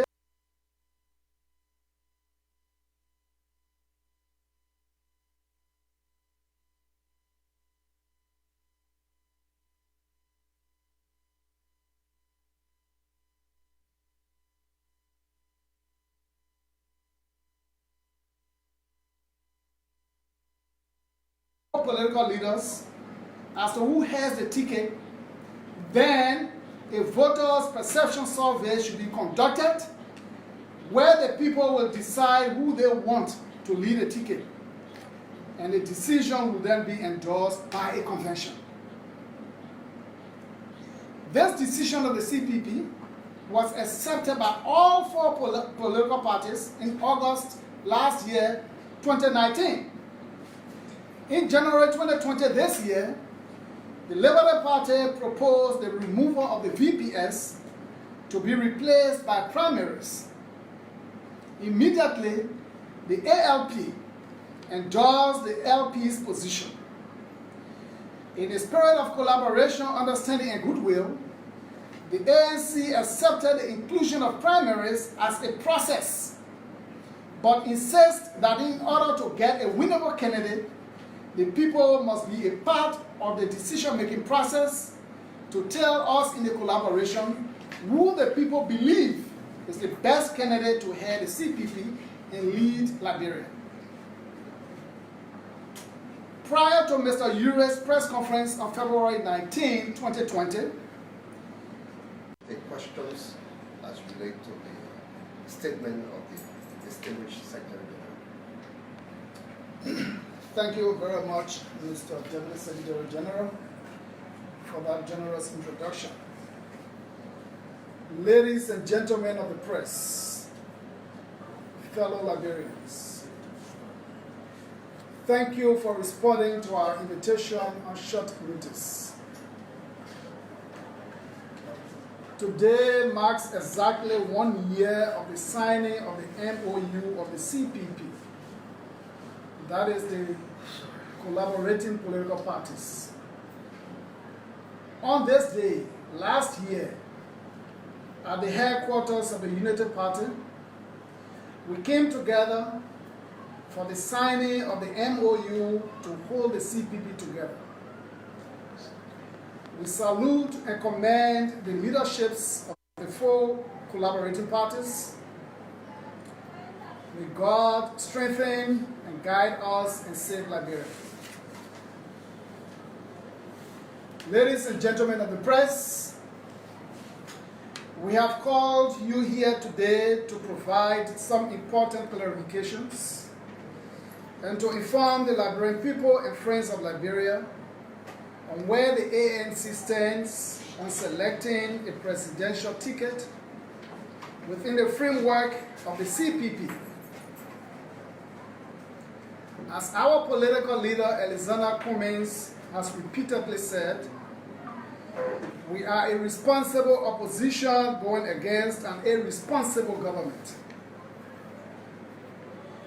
The ANC is a responsible party, and we intend to remain responsible and mature in all our utterances and dealings with our colleagues in the CPP and the Liberian government. As you are aware, there have been attempts by some of our colleagues to demean, denigrate, and portray the ANC and its political leader in a negative public light, and they continue to intentionally provide inaccurate information about the ANC's position on the issue of candidate selection within the CPP through a process known as VPS. This is not the first time the ANC and its political leader have been denigrated and demeaned and ridiculed by people associated with a sister party. This has become a pattern against the ANC. The scars and losses from Cape Mount to the CPP are still fresh on our minds.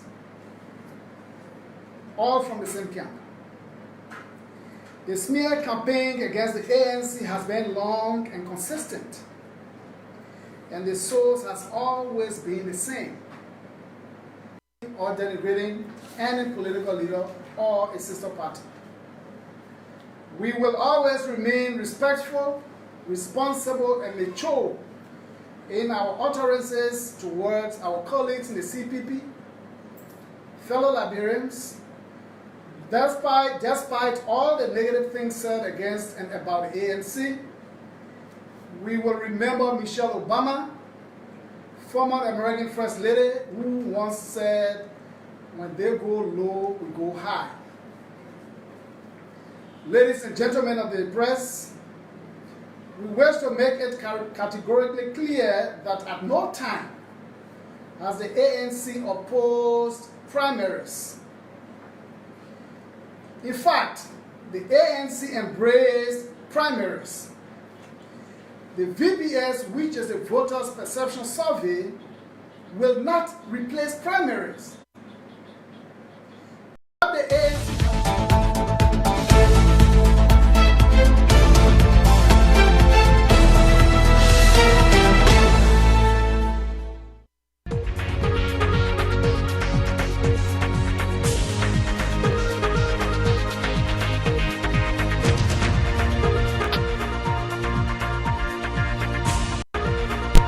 All right, there you have it. Again, we can now confirm and let you know this Sunday at 1 p.m. Eastern Standard Time, the global chairpersons of the Opposition's Alternative National Congress, ANC, Mr. Wilfred Passaway, will be right here, will be my guest this Sunday right here. A lot for us to talk about. That's Mr. Wilfred Passaway, is the global chair of the Opposition's Alternative National Congress. That's the ANC of Alexander Cummings.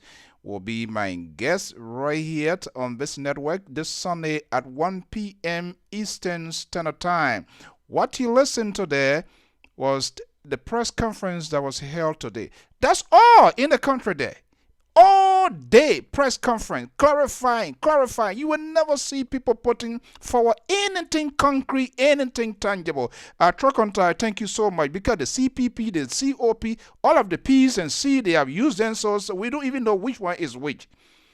But Mr. Wilfred Passaway will be my guest right here this Sunday. That's the Alternative National Congress.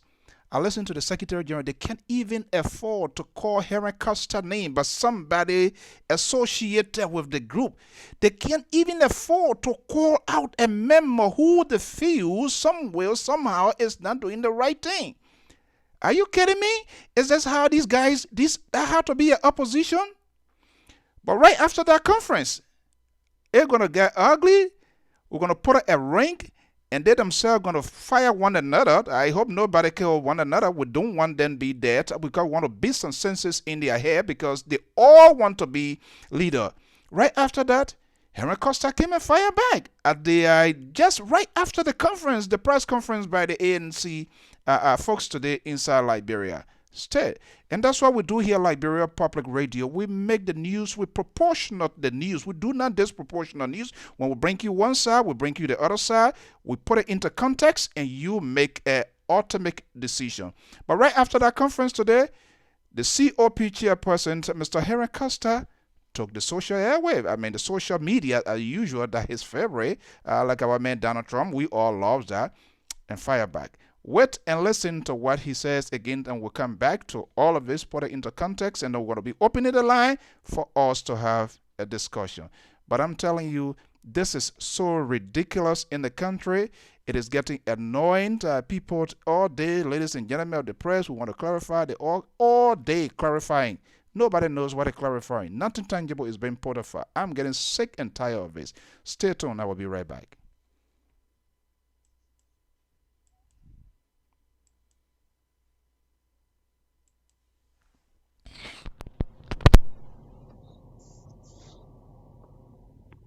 Good evening, Liberia. Good afternoon if you're in the US. I just wanted to do a quick reaction to Eloshus Tool, the Secretary General of the ANC. I just watched Eloshus Tool's press conference and trying very hard to sound fake. You know, I tell you this. I'm not going to listen to anybody who will tell me, "Oh, Costa, when the people talk, just leave it because when you talk, plenty people can yeah, plenty people can." You talk to me, I will talk back to you. Especially if you are a whole political party. It is just that simple. So I will not listen to nobody who can tell me, say, "Oh, when they talk bad, just leave it." I will not listen to you. So don't even come try talking to me. So I just watched Eloshus Tool, trying very hard to make it look like they are the victim. ANC is the victim. Oh, and Henry Costa and Ben Ayiri have been attacking us, and we have not bothered with them, and all kind of thing that he's been trying to explain. Now he also explained that they were the ones that proposed the voter perception survey as an alternative to. Listen to Eloshus Tool. I don't know whether he has sense. They're saying VPS is better than primary. Eloshus Tool is a lawyer. He is supposed to know that under our laws, the election laws of the republic, only a primary process is accepted by the Elections Commission. Only a primary is accepted by the Elections Commission. He is supposed to know. You see, that's why I say Mr. Cummings has these people around him who do not give him the right advice. You are deceiving Mr. Cummings. Only a primary process is allowed, not a VPS. VPS is not bad to do a VPS. But under our laws, you cannot do a VPS to determine who becomes your political leader. It is just that simple.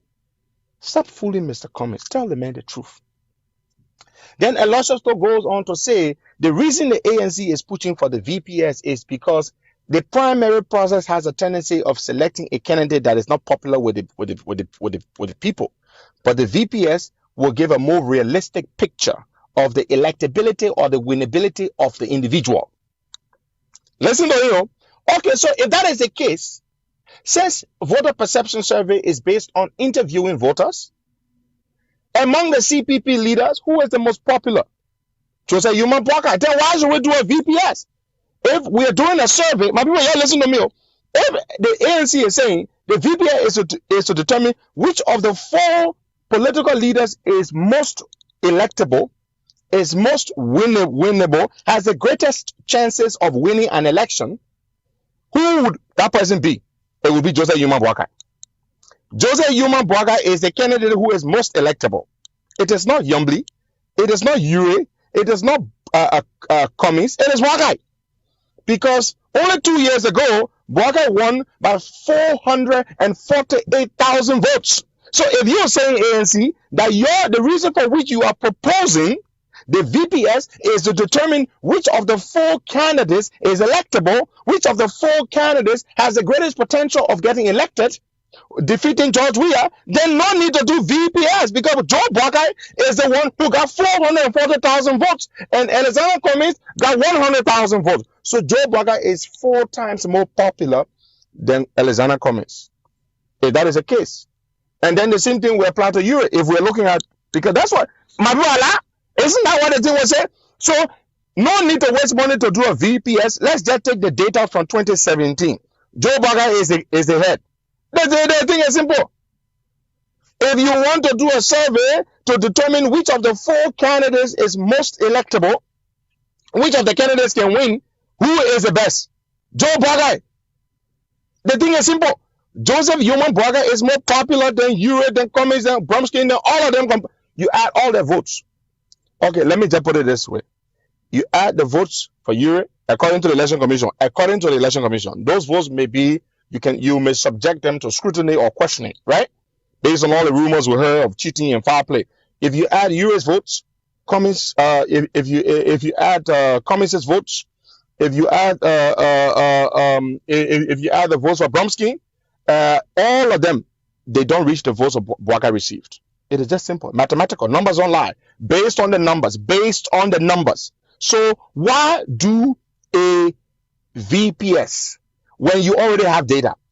The data that the election commission gave us is more expansive, is more comprehensive than the VPS.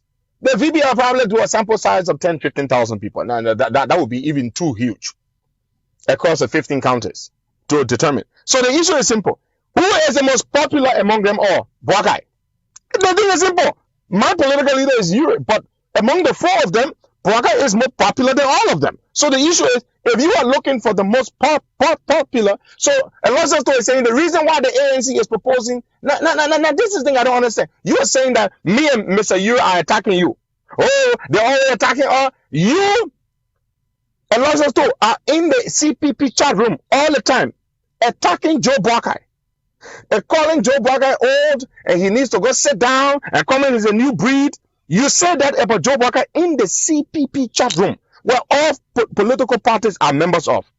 You said that in the CPP chat, any day you have election, you have a poll between Bwakai and Ure, or anyone other. Bwakai has a better chance. It's just simple. Whether you like it or not, this is the truth. You put Bwakai on a ticket right now with my own political leader, Bwakai will get more votes. I'm just being honest. Why can't people just accept the reality? There is no way Mr. Cummings can get more support than Joseph Yuma Bwakai.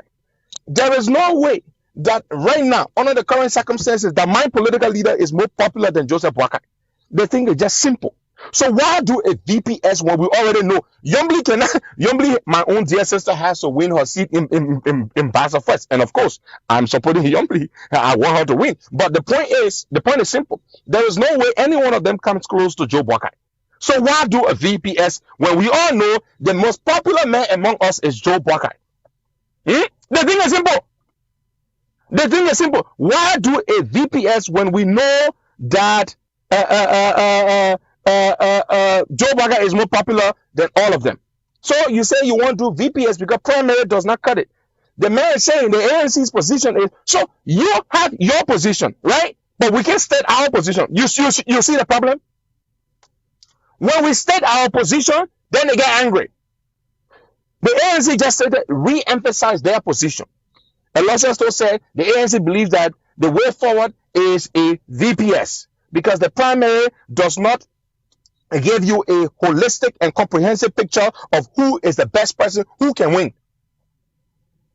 So we should change the law. So then we need to sponsor a bill to the elections to the legislature to change the law. Because the current law is that you must have a primary. If you do not reach a consensus among yourselves, you must have a primary. If VPS is not the way, you must do a primary because the law says you must have a primary. That's what the election commission calls for. Now you can state your position. And listen to them. The ANC can state their position, but we cannot state our position. When we state our position, then they say we are attacking their party. You say you want VPS, we say we don't want it. What is the attack there? What is the attack there? We don't want your VPS. It is simple. Why can't we state our position? Our position is very clear. We want a primary. In a primary, if you can win Bwakai, if you can win Europe, that's your business. But that's what we want. If you guys can reach consensus among yourselves to decide who becomes the head of the ticket, which I don't think is possible. It's almost not possible to have they will not reach consensus between you and me. You think these people are able to go sit at the table and decide who will be the head of the ticket? You know they're not going to do that. They're not going to reach consensus. No. Because certain elements within the rank and file of the leaders, the hierarchy of the CPP, they said there must be president. By all means, there must be president. So when you say you must be president and you cannot be second, you say we are in a collaboration, but I must be first. I cannot be second. How can we have any kind of consensus when you say you must be first? Huh? How can you say you must be first? Then you say we must go to consensus. You've already stated what you want. You've maintained a consistently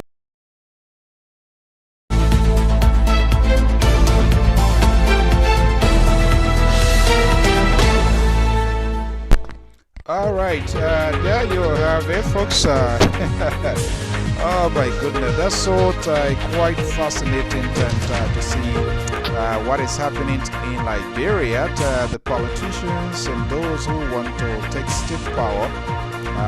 We will bring to you all of this. And yeah, I am Alfonso Ziensot of the Liberia Public Radio and LPR TV. Okay.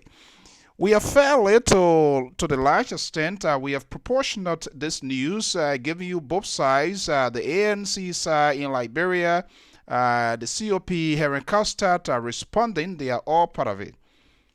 But this is the main talking point here. Then I can't wait to have Mr. Wilfred Passaway, who is the global chair of the Alternative National Congress.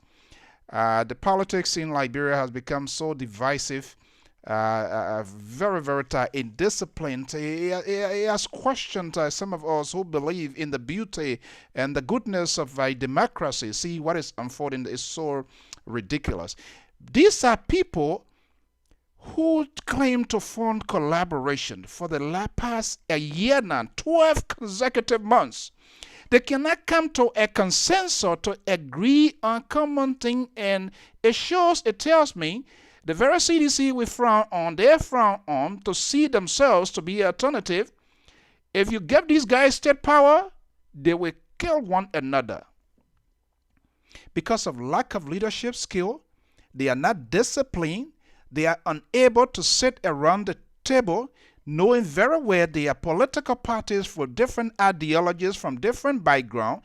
They never sit to have these issues resolved. And you have Benani Ure calling a bizarre press conference without them coming to a consensus. In his own words, very soon, they will complete the framework. The framework is inconclusive. He, as a chairperson, he letting the cat out of the bag. Who does that in a rightful mind? And he all walking there, scratching your head because he was unprepared to host a conference. His thought process were not in line. And that's why you see him walking, moving all around, trying to figure out something to throw out to the media. To the extent he kept bustling himself back and forward. Right? George Weah won the election the last time around, I can tell you, according to Benani Ure. And they took it from him. And I say, I don't want to be part of it. But he helped to facilitate, make a phone call and give it to the people. How disingenuous. So Benani Ure is a fraud. If he knows that George Weah won because he does not want trouble and he cannot defend the principles and beauty of democracy, as he claims, as he's saying it now, and it's coming out of his mouth, we can't trust him. And I can vehemently say Benani Ure is in this to protect his wealth. Because the mindset of us, we Liberians, and he as an opposition, it validate his argument, it make his business empire to be protected. Because even if he does it the wrong way, when the government tries to go after him, the talking point on the other side of the aisle will say, oh, the man, they are trying to wage on opposition. No question about that. Most of the policies of the CDC-led government, some of the things that the president is doing, they are all ridiculous. But these people who think they want to be alternative, see how they're behaving. They can't sit down when the other person talk. All of them intolerant, so insensitive to one another that they can't even, yes, you don't cause my political leader, but you will cause other people political leader. Yes, you get a big and loud mouth, which is true. You get one of the biggest premier platform, which is true. But the inability of the very opposition, the Benani Ure, the Joseph Boyka, the Alexander Kome, and Aloysius, he was holding the press conference and he is unable to even call somebody who he feels very well that is not doing the right thing. He cannot call his name. He can't call his name. Or he says somebody, one of our associates. He's talking in a kind of esoteric tone. Only few people will understand, will grab it. So these are the people we should entrust with state power. Then tomorrow, that's will be that's raising another alligator. Then all the noise and all of the things we're talking about, Jefferson Koji doing this, the president can do this, Nathaniel McGee, then we are raising twice of Jefferson Koji right now, that I can tell you. If the opposition column, those in the ANC, and even the Joseph Boycott, and all of them, they are so quiet, they are all muted, zip their mouth, that they can't establish a framework to see it as a disciplined political institution. Can they convince me? Or for me to talk to anybody, or if I go to LIBERIA to vote for them, seeing what they are doing right here? Yes, just a breaker. Let me go to Benana Ureta stuff here. There are a few points that I jotted down here. And in his own word, he used some key words. The gas situation is unfortunate. And when something in the English word, when something that is unfortunate, it means it's just not good. It's bad. And when something is bad, then what happens? You try to find solutions, you find remedies, you put forward plans as to make it work.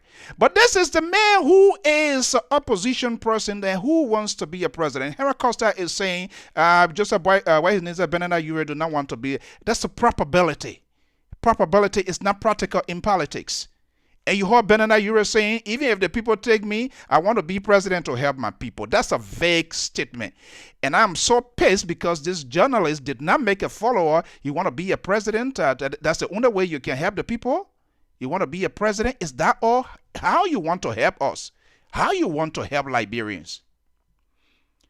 But Kingsley, what caught my attention for a political leader, an opposition political leader, whether you are there or not, everything about the country must be sensitive to you. You must show interest, your willingness. You must show a sense of leadership. He said it's unfortunate, right? And then he came back somersaulted 55 times to say it is not his concern. It is not his concern. So you are telling me as a free thinker, if we make you president tomorrow of the Republic of Liberia, and guns were firing to BI, to Grand Jita County, to my own little town there border with Ivory Coast, Benana Ure is simply telling me it is not his concern, because when there is no gasoline in the country, that's a national security. It's a national security concern. This is the same very ineptness of these people who consistently trying to force their way anyhow by any means to take state powers to add on to their worth. Okay, we are being grumblings and rumbling around here. The lawmakers, the senators, the representatives, they are allowing bills to go through without holding the executive branch of government. Okay, that is true. If this is so, why the Alexander Kume, why the Benana Ure cannot test their political strength to even contest as senators and representatives? Do you have to be president anyhow? It is the same executive power that you think the CDC or George Weah is exerting on the Liberian people. That's why all of you are aiming to get as the same. Because other than that, we see it in this country. People go and they contest as president. Even if they not make it, they come back into their various constituencies or their county or their state, and they go as governor, they go as law representative, and they go as senator. But only Liberia is a taboo. They must only be president anytime, anyhow. That's the only way they will get it done. And you are telling me as an opposition person, and you are telling me the issue of gas is not your concern, but at the same time, it is unfortunate. How can someone perfectly make that sort of interpretation to me? I don't get it. I just do not get it. You are head of the collaborative team for the past 1 year. He said, now, fitting, my people. Who are you holding as a state witness? I don't want to be a state witness. You are a political leader. When you come into a conference, I want you to put forward solutions. I want you to unveil your plans. And you're trying to rehash something. You're telling me George Weah won election, but you did not. You tried to do it, but you also facilitated the process to rob in out of the election. You don't want to be part, but you're placing a phone call and you're talking to people. And George, because George, we are going to listen to you. Oh, I was part of CDC, and you left. So what took you from being CDC? What happens behind the scene that we yet don't know that we need to know? Oh, yes, because if it doesn't go my way, and I want it to go my way anyhow, and then they want to do it. Look, Liberian people, you guys better open your eyes. It is so disappointing. It is a frustration. It just raises people cholesterol and blood pressure up every freaking day when you listen to these people who think that they have this country ahead, but these are the people who are making that country to bleed, and we sit down, we encourage them, we allow them. Let me just see here. Okay, let me see here. My guy is calling from Liberia. I'm not sure whether he wants to report. Give me a few seconds. Let me just...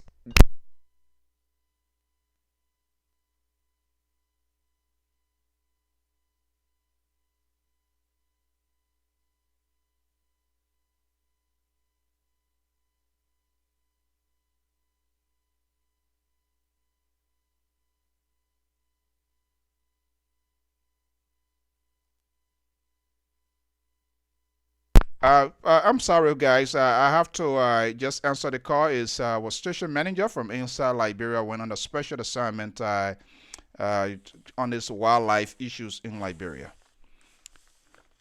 But this is the problem that we are faced with.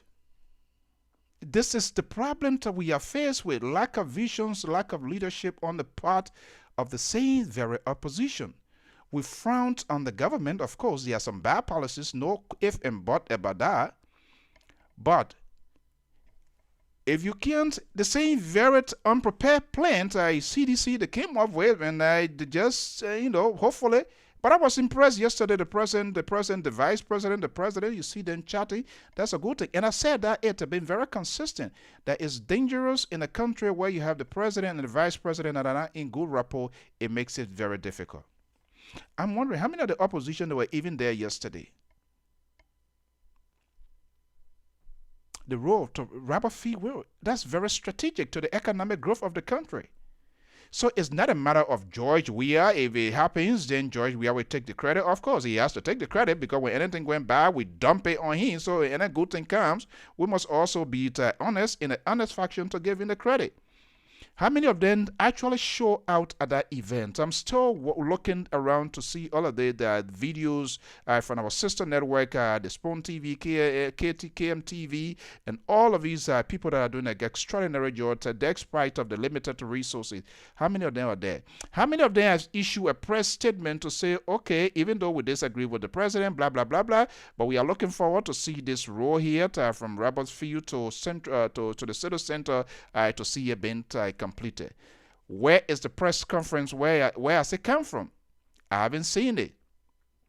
Or are they not aware? Besides the port of free port of Monrovia, how many investors can go through the free port of Monrovia? They only go there when they get a container. But the Rabat International Airport is essential to the economic growth of the country because it present a clear picture and gives a good impression when investors and a billionaire or millionaire touches down at our fee and begin to drive through to have like a 4-lane or 3 lanes, and you see lights where there's no security risk, driving for car to go in the ditch and all of that, no darkness. Don't you think that person will stay right even while driving? If they're using the satellite phone, they're going to call their business partner. Oh, there's some sort of good sense of impression here about this country here, and I think we're supposed to be 2-3 to come, but I'm here. There's a need that you can get on the next flight to come. It's simple. It's not all about George Weah. I have not agreed with him on a lot of things, but that does not mean I should antagonize him or I should hate him as a president. I will critique him when he's doing good. I will say it when he's going the bad way. I must be able to say it, and that's what makes news proportional. You cannot disproportional news. And this is why we have all of these people who are called themselves packers because they do not know the ethics and the values of this business. They sit down behind the microphone, and their political leaders, they are also weak, the banana leaf. When they're even doing it the wrong way, they do not have the courage and conviction to tell them, whatever you are saying, you are hurting our political institution. At this point in time, this sort of consequential time, where you have the senatorial race in a couple of months, and in less than 2 years or 3 years, we're going to be talking the presidential race.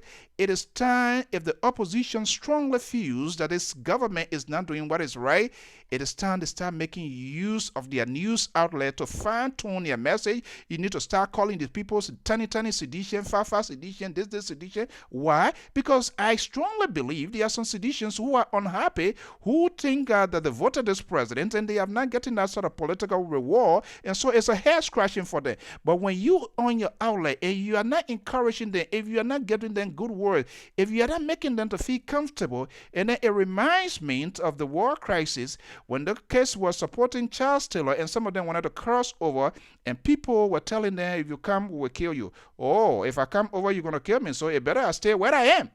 Common sense. You don't need to go in any supermarket to buy that. And that's what I'm waiting to ask some of these political leaders. But they are all become selective which network to go to because they want to have a free pass. They want to get an easy pass. They don't want to pay toll.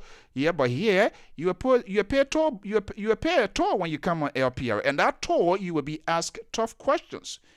We're going to ask you the how, the when, and why. All of these tough questions, you have to face the rhythm. And this is why some of them, when they make an appointment, they cancel. And that's okay. But that's not going to deter us to tell the Liberian people. And so when you come here and you think you want to hear your soundbite, not when I'm on this network or not when something the liberal progressive on this network, look, we are here to make Liberia to be the best. I don't care who is the president. You can be the president. But we are here to make sure the right thing is done. To honestly talk about our country. Neither am I suggesting here I'm 100% by perfection. No, I'm a human being. But if Liberia is to be a vibrant nation, we must all depend, regardless who is there. When they're doing the bad, we must say it. When they're doing the good, we must say it. Where is a statement? It's not a matter of giving your opponent credit. We see in here the people here that work across the aisle. The Republicans, that's why they have the moderates, they have the Blue Doors, Democrats, and different the independents. Is why? Because they want to be able to make some meaningful contribution. So sometimes they go against their party. Why you think John McCain left his sick bed to go on Capitol Hill to vote against his party? The party which he ran on as a standard barrier is because of core values and principles and because of his constituents and first and foremost because the love of his country. How many of our politicians they can do that? Or because they're opposition now, so we shouldn't ask your question. That was the same thing yesterday. CDC was an opposition. Right? And they were opposition. Today they are in the governing stage. And we are questioning them. So we will look in your toenails. If you have a diabetes, we're going to take you to a pediatric to make sure to cut that nails before you can go in the executive mansion. Because if we don't do it, we are up to the already problems that is existing in the country. That they can't even, if they feel someone who is part of them is not doing anything right, they are unable to just mention that person's name. But all they will have a million press conferences, and they will be speaking in a tone that the ordinary person who may not go beyond to think or figure out why it is to leave them in doubt. But then yes, you say you want to be our political leaders. Look at Liberia. How many political parties? Wait and see. Everybody registering. All they are trying to form political accommodation. At the end of the day, to trade their vote. At the end of the day, where they see the breeze, the wind going to be moving. I gave you my vote. I will you. Why? Because they want to occupy some ministerial assistant or director position. That's the bottom line. But if we have some really tough set standard, that if you want to be a president, you want to be a senator, you want to be a representative, nobody will just wipe your face and wake up in the money without cleaning their code. They want to be senator, they want to be representative. Let me try to make people to contribute here this evening. Caller, good afternoon. What's your name and where are you calling from? Good afternoon, Mr. Toad. My name is McDonald Frubo Nyakwe, calling from Minnesota. Mr. Nyakwe, how are you today? How is Minnesota doing? Minnesota is doing great. The weather is so nice today. Things are all right. Okay, good to hear that. I called to contribute to your show. Mr. Toad, what you said, 100%. I partly agree with you, and Sunday I totally agree with you. Well, that's what, of course, you will still speak your mind. We all have our view. Right. This is what I want to say. Liberian people, I don't know. We all begin our common mistake. Okay? ANC, the guy on behalf of ANC on the internet, he is a party executive of ANC. Koska, he is not an executive of any political party in Liberia. He's just a member just like you and myself. Okay? ANC went on air.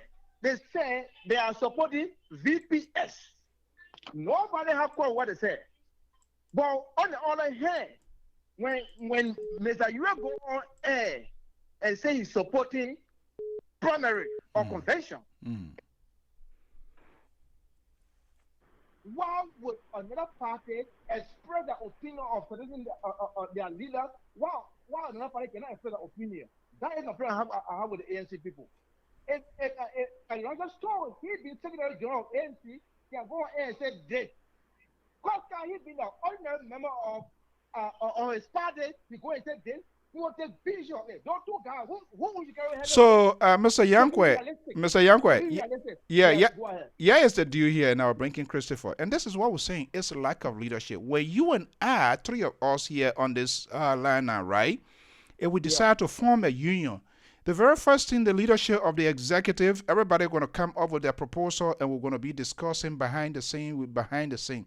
And this is the same thing we are talking about CDC.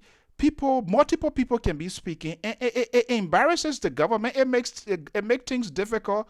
All it does is you just keep having damage control. They've been talking about it. That's the same thing they are doing. They have not concluded. Akami, you were talking. Akami, don't worry. You were calm. I mean, like Ben and Euro said, they are still having the negotiation.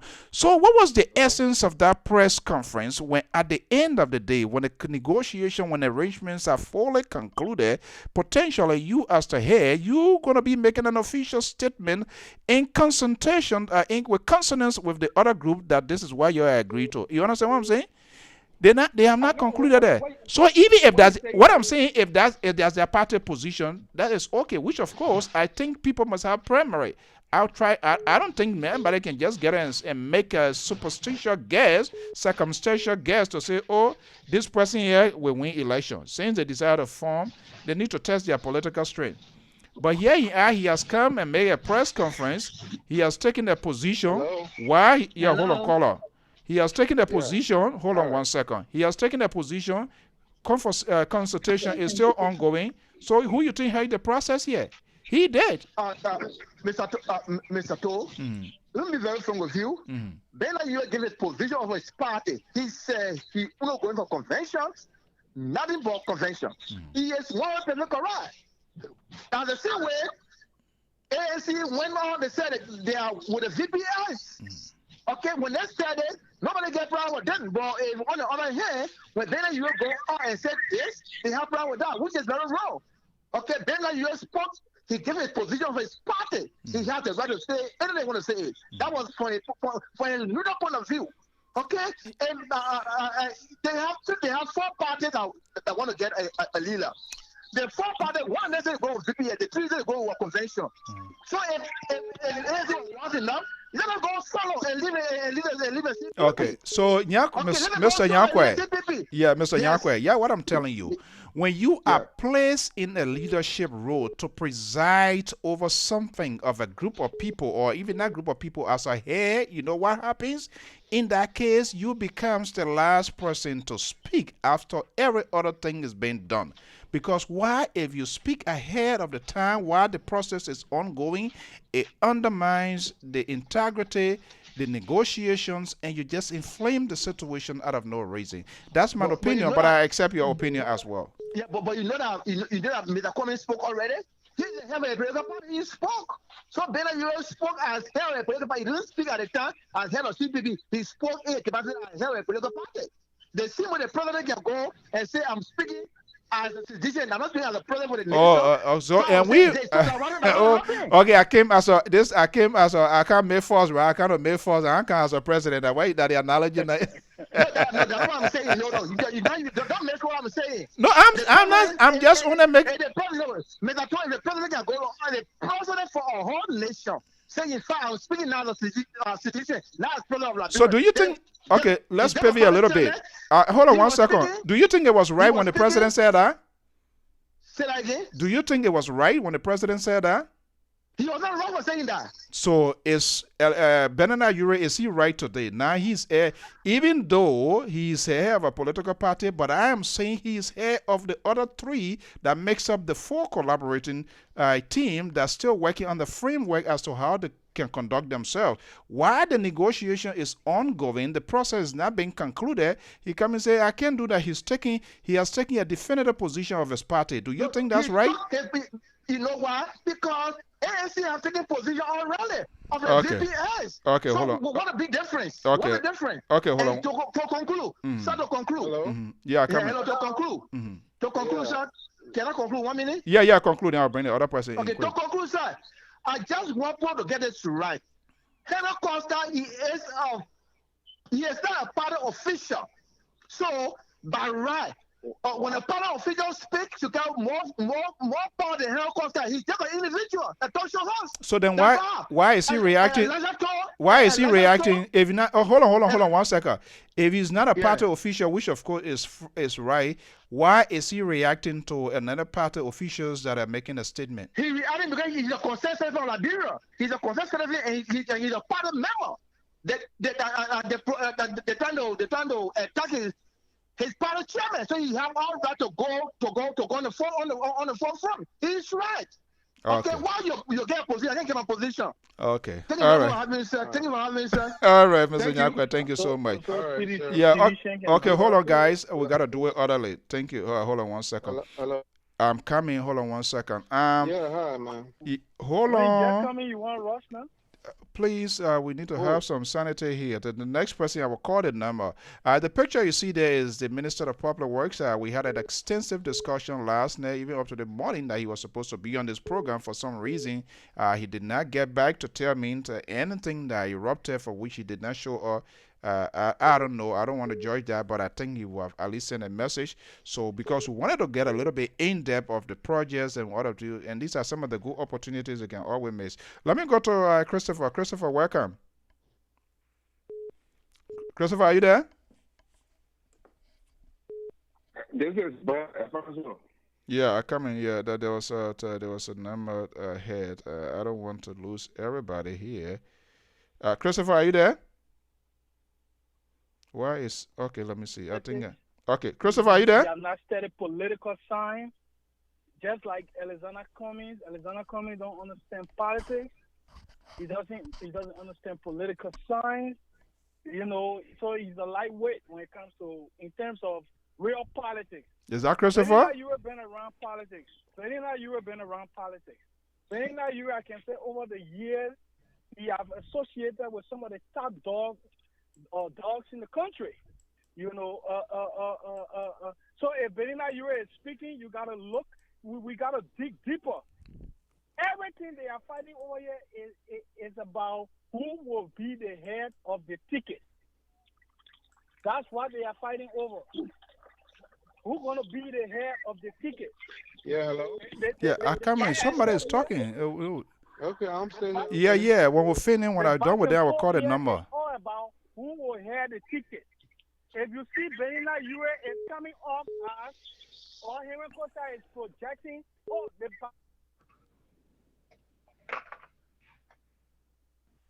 because Alexander Coming won the same position. The old man Joseph Boyka too won the same position. But Benina Ure trying to position instead that I'm not really interested in this thing. You know. So Christopher. Christopher. To be the head. Christopher. Right. I think this one is in your favor, right? When you see this sort of wranglings and infight sort of stuff. That's something you want. That. The infighting is good for CDC. There you go. You know, so I like that. You know, and I encourage them to fight more. You know, fighting is good sometimes. Sometimes fighting is good. This particular fighting is good. It's good for me because I'm the beneficiary of their fight. Okay. You know, when it's self-destruct, it's good for me and my party. You know, so that it's a good thing. But Mr. Sue, the only problem I got here with Costa too is he's talking about Benina U.S. sometimes come off as angry and as his persona and his way of addressing situation. He Costa is worse than Benina U.S. if he's describing U.S. like that. Because that's their mojo. That's how they approach issues. That's how they talk. So Benina is not different from him. You know, so that contract he's drawing, it doesn't hold. Okay, quickly before I bring in next person. Mr. Sue, you said something that struck me. You said that when will the political party or political leaders in our country agree when it's good for the nation? The Ravenfield Highway is a proposal, is a project that will be ready or that will be finished in 2023. At least let them say we disagree as politicians, but this is a life-saving project. This road has killed so many of our brothers and sisters and our people in this country. It's a good thing, but yeah, it's what I disagree with the president, or yeah, it's what I disagree with the leader. That means you're being objective. You're saying this is wrong, but yeah, it's what you agreed. So, Mr. Sue, I want to tell you thank you for spotting that and for putting that. I know tomorrow when I say something against the CDC, then you disappointed today. That thank you. We will always come here to praise. And I love you, and this is why some people say, "Why you allow Christopher?" Look, we don't sanction views. Wrong, we will praise you. There you go. And I'm telling you today that it really struck me. And you as a you Mr. Sue, sometimes you say you are not a politician. But Mr. Sue, I think we all are political animals, and you are scientist, political scientist. You spotted that, you addressed it in a fun way, and I hope some of these people that will call in today will also compliment or say thank you to the president for thinking about that. All right. Thank you so much. And like I'm waiting to, like I said, I hope the minister will make way because there are other things that I really have concern. Okay, thank you so much, Christopher. Okay, folks, when somebody is speaking, just wait until I call your number. That's the only way folks that are listening to us they will understand.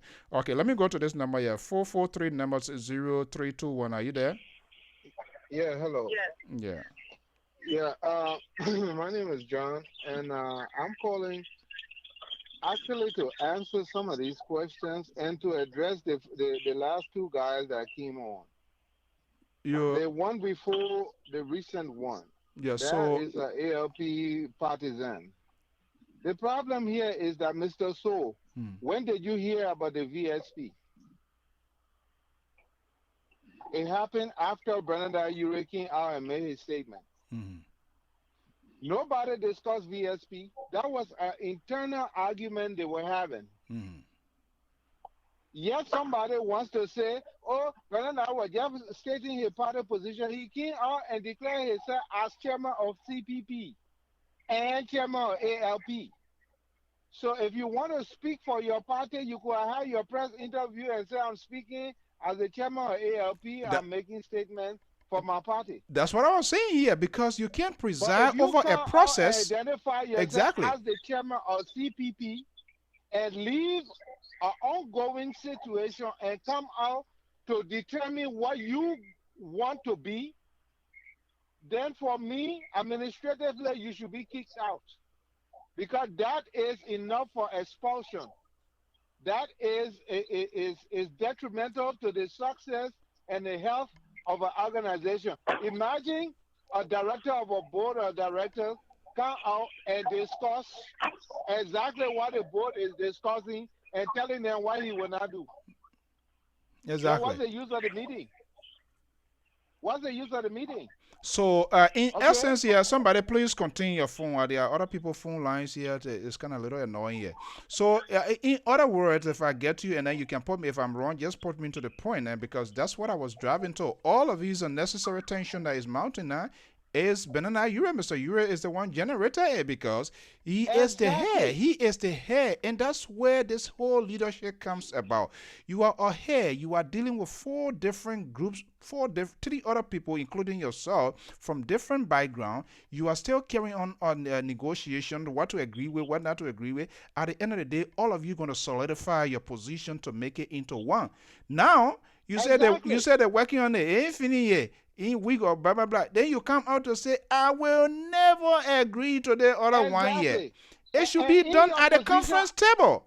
Not when you call meeting. In your position as chairman, after you people agree, you speak with the results. You don't speak on your opinion, even if it went against your opinion.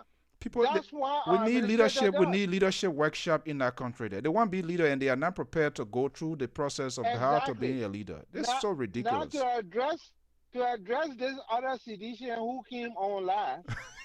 Well, who's surprised? Who's surprised?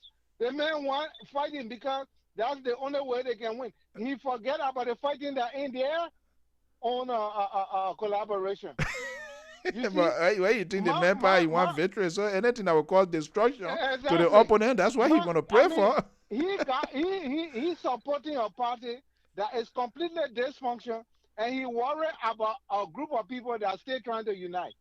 I mean, come on, what irony? But listen, yeah, go ahead quickly. This thing has to be a. I do not see any other means more democratic than VPS. Okay. They do it here. They do it here every day. Exactly. But here is the thing. Before I go to the next person, and that's why I said, look, before you face the media, and that's the problem. They just see that this press conference is all because maybe people, because of poverty, the people that take advantage of the media and they take advantage of the country. You know, and I know. If you make some ridiculous comments, let me tell you why. Let me tell you the purpose of these press conferences. It's a propaganda machinery. Look, these people have gotten so used to fooling the Liberian people. Well, they know the people they can fool, not me. Then listen now, we're talking about. Oh, you're boy in a play. They didn't even hope to dismantle. Oh, the finish. We're talking about the majority. That's why. Greed. Yeah, hold on, ma'am. Yeah, but okay, wrap up. Let me go to the next people there quick. 443. Let me go to the next number, 763. Yeah, we're talking about the majority of the people that don't understand all the intricacies of these things. Right. We're talking about a nation that is flat on its back and people thinking about how to enrich themselves. We say let the people decide who they want to vote for. So when we go to primary, we know exactly what the people want so we can send that person. What's wrong with that? Okay, thank you. Thank you so much, my man. So, lastly, yes or no, do you think this whole CPP collaboration, do you see it standing? Do you see it surviving, seeing what we are seeing, what is unfolding right now with AHO?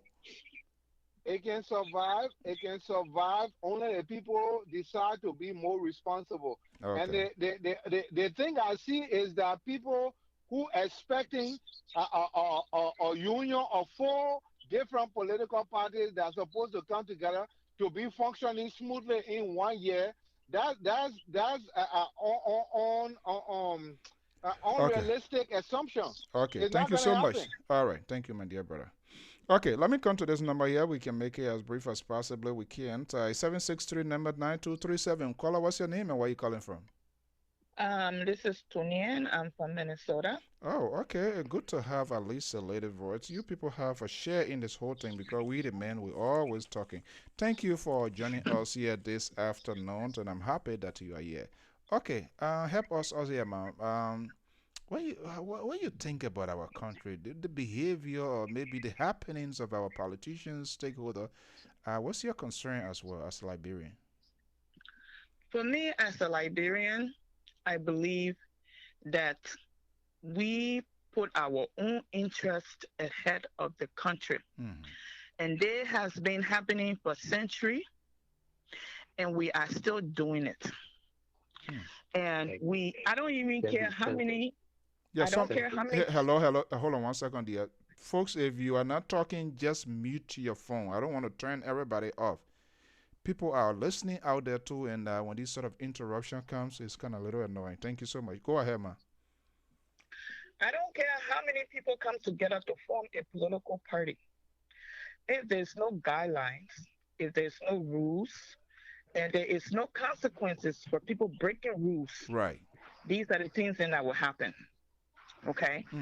You have 4 political parties that came together, and they are figuring out the best process in which they can set the best soil against George Weah. Right. And some of them decided, doing the VPS. And some said no. VPS is the best way to go. The reason why I said VPS is the best way to go is you can go through primary. Right. Who are you sending to primary? Will the Liberian people accept your candidate you sending to primary? If they don't already know the person as they wish, and people keep saying popularity. But the Liberian people are not stupid though. They know where popularity has carried them today. They are looking for leadership with substance. They are not looking for popularity. So if you're doing a GPS with the Okay, no, I gotta get people off this line here. I don't have patience for that. I'm not just sitting here because I want to showcase anything. We have serious thing going on in the country. If you call here, you gotta control your line. Other than that, I will turn you off. Simple as it is. Go ahead.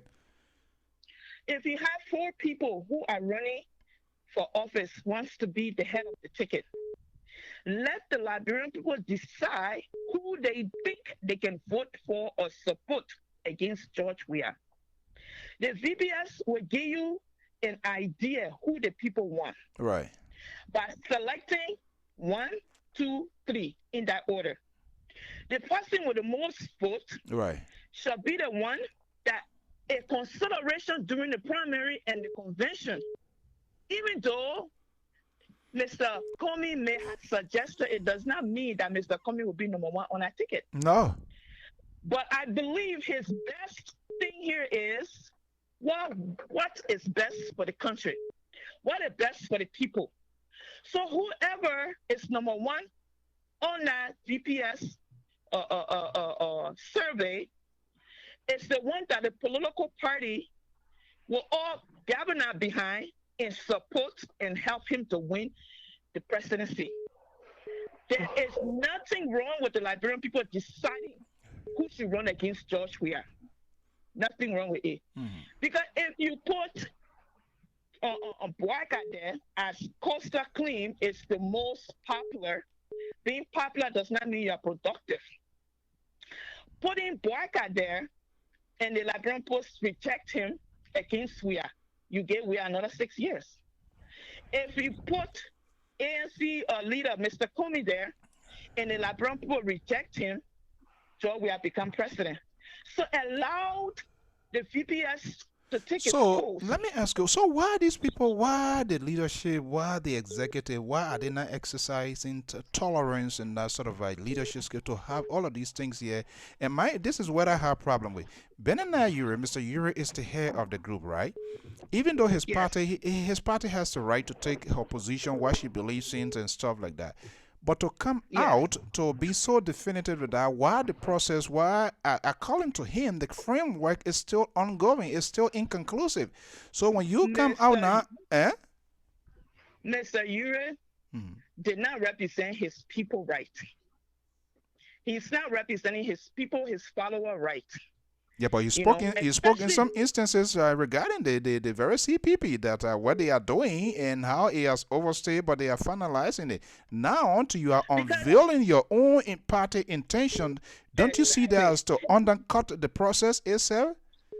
Exactly. If you have a business and you are, like for example, AT&T and Sprint are in the negotiation process. Right. Do you think a CEO from AT&T is just going to come and start giving press conference when they have not come to a consensus, come to a conclusion and right, sign a contract? So that's where the problem coming from. Irresponsible.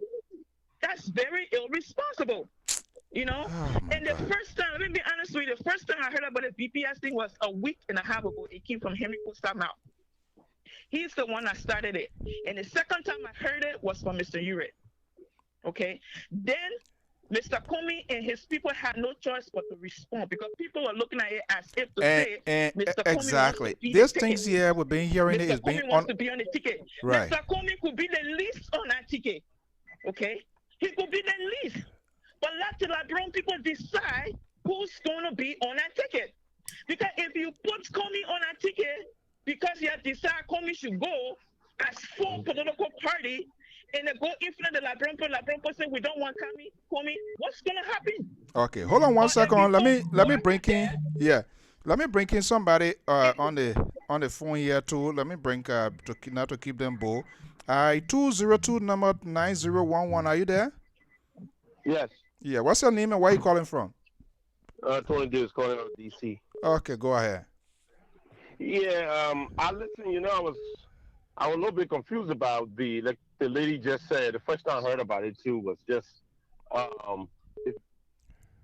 yeah. So I heard the VPS issues that came up, and my issue. After listening to a Lusha told, I was a bit confused and I was taking side, but I listened to a Lusha told press conference today, and the Lusha told was very objective. You know what he said was the VPS will not replace the primary, but to give people an insight as to where we go. So I think it's a good thing for us to have this survey with the collaborating political parties making the decision, everybody coming to the table to be able to determine as to whether, as the people go in to go vote, what are some of the things. So what the VPS, the research would do, you know, it could put some the individual characteristics on the table for the Liberian people to see what they're looking for. You know, I mean, they are to unveil themselves in detail, right? Yeah, because one of the biggest mistakes we can make is that you really think you can just handpick somebody and put them to go bid. You have an incumbent who have enormous amount of money to compete into this race. They don't know the disadvantage involved in third world country like Liberia and a certain government to wage an effective campaign. They use government resources. It's not like nobody going to question them, and they're acting like children around here. Yeah, and that's one of the things that is shocking, because guess what? For you to sit down and think that President, we are going to just hand the presidency over to you, you must be fooling around. You really don't know who you're dealing with. You really think he's going to sit down and turn the presidency over like that? And you just going to come in, everything, he's just going to keep his hand folded? In order to win the office of the president. So let me ask you guys before I bring other people here. The press conference hosted by Mr. Benana Ure of ALP, who happens to be the head of the CPP, right? Does it help the process or it causes more harm? What was the essence? I don't just get it. What was the essence of that press conference here? Somebody help me out. Well, the guy said the press conference, I didn't even, pretty much I saw part of the first time, like I said, the lady just put a nail on it. You know, the first time I even heard about that VPS, like I said, the first time I heard about that VPS was on the when Benedict Ure kind of. So I think, like I say, what Ure needed to do, or the essence of Ure bringing it up, I really don't know myself. I hope maybe he was trying to just shut the idea of VPS down.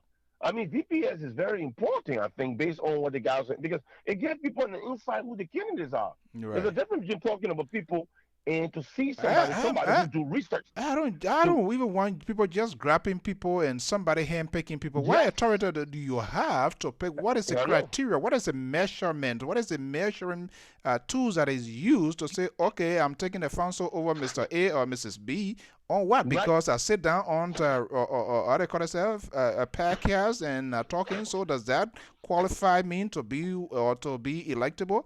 No. Right. And first of all, another thing that the VPS could also do is that within the full collaborating political parties, they could say to themselves, look, let's have a debate. So, okay, before I bring in the next caller here, okay, let me just hear, maybe you will want to have the opportunity because other folks were here, I got to let them go because, I mean, it was getting a little bit annoying. Let me go to this constitutional state next door to me here. Let's see what are some constitutionality issues going to factor into this discussion here. 203 number 9037. Good afternoon. Thank you, brother. So this is Wilton from Connecticut, Wilton, Canada. Okay, you know when I'm driving and going through Connecticut, I know there are laws and constitution business in that place. They're not easy. All the men do a man and they get machine. They can't when they get you ticket. You got it. You better get your debit card or swipe card. Look, on a serious note. I'm trying to figure out the plan, whether there's any strategic plan as well by the opposition, seeing what is unfolding. 2020 consequential senatorial race is a couple of months away. They have not come up, they have not finalized whatever framework they have been putting in 1 year now, knowing fully well they're going to be going against someone that in his own right is popular, was overwhelmingly elected, regardless of all of the ills are going, but yet then still, we see a lot of other things still going on. What is the plan here? Can you figure out for me? Are they having a strategic plan as to how they're going to wage an effective campaign against this the ruling party? So, brother, I think I came on your show a couple of times, and I was giving the historicity of CPP, and it's practical. Anything that is put together with deception, you got to continue manipulating, using deception and hypocrisy to manifest for it to stay together, and sooner or later people will catch up to it. The CPP were not actually genuinely, placed together to come as a political group that they will go into primary and elect a stand-up bearer. The CPP were actually put together for one purpose, and that purpose was to promote ALP. The ALP, that's the agenda. How you come to that conclusion? Right. Let me tell you why I came to the conclusion. Henry Costa was the first person to announce, and in fact, it was a threat from Henry Costa on his radio station that the four political parties should come together, and if they did not come together, they will not get some support from him, and he will bash them on the radio. In less than a week, we saw the four group coming together. From there, the COP emerged, and ever since we started hearing confusion. Who were the first to attack? Henry Costa attacked Mr. Cummings. When Cummings said he did not come to this to be on the back seat, he wanted to be on the front seat. So Henry Costa went after him. So let me tell you what is unfolding here. If somebody said they just started hearing about the CSP recently, no. I was fortunate to get on Yasini's show when she had an exclusive interview with the ANC. Yeah, pass away. And yes, and pass away. And pass away talk about this thing. Yeah. And I think it's very good for the democracy, for the Liberian people to get a feel of who is best suited for this position, who that we can carry against Mr. Weir, that we can, if we put him there, we will have the massive support. But the reason why it has been opposed by ALP, remember, ALP went into the election with 24,000 votes. They were the least among the collaborating parties when it comes to votes. And ANC came over 100,000, and UP came out, and that's it. LP and UP came out with the highest. So within the collaboration, ALP is the least political party. But ALP has the largest microphone and the largest talk show host. That's it. So it's the one that pushing. There's some sort of balance there that factor in makes them relevant to the whole process. But that's the thing. That's the thing you gotta understand. The only reason that he has become the largest talk show host because of the collaboration. You remember now, UP came with 400,000. Their voters, their supporters are still there. So when they heard this man going, all of them went going against George Weah. So what they did was to use Henry Costa, and Henry Costa used them to come together to get even more popular among the Liberian people.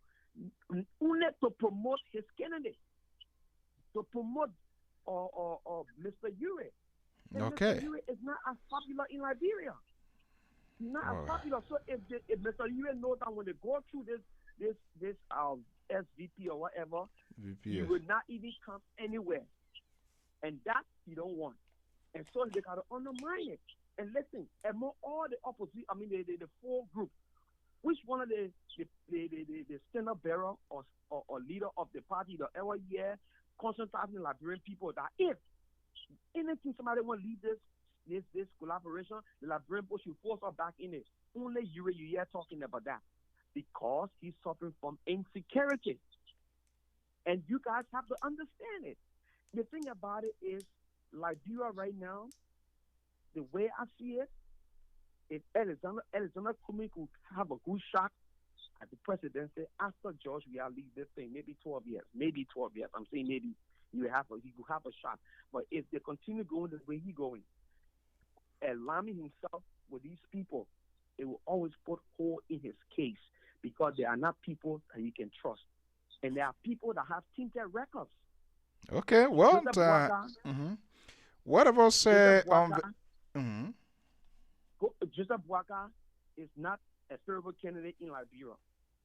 Benina Ure is not a favorable candidate. Or the late Bronskin that passed away, he was only favorable among the Basel speaking people. 99%.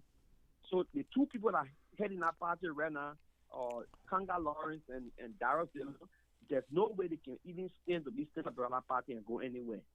So who you think would be in the forefront?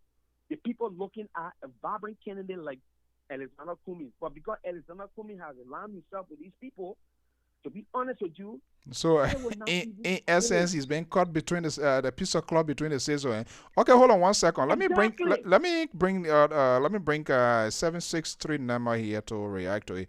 763-9237. Are you there? Yes, I'm here. Okay, this seems to be a very volatile and sort of hardcore issue to really discuss because there are a lot of unknowns we are getting to know. This whole VPS they've been talking about it being out there, and that's what we're talking. If information gets out there within the public domain, while the process is ongoing, like how Costa threw it out, and we've been hearing it from Yasindi and other people now. So it means there's some sort of outburst internally that is coming on while the discussion is still ongoing.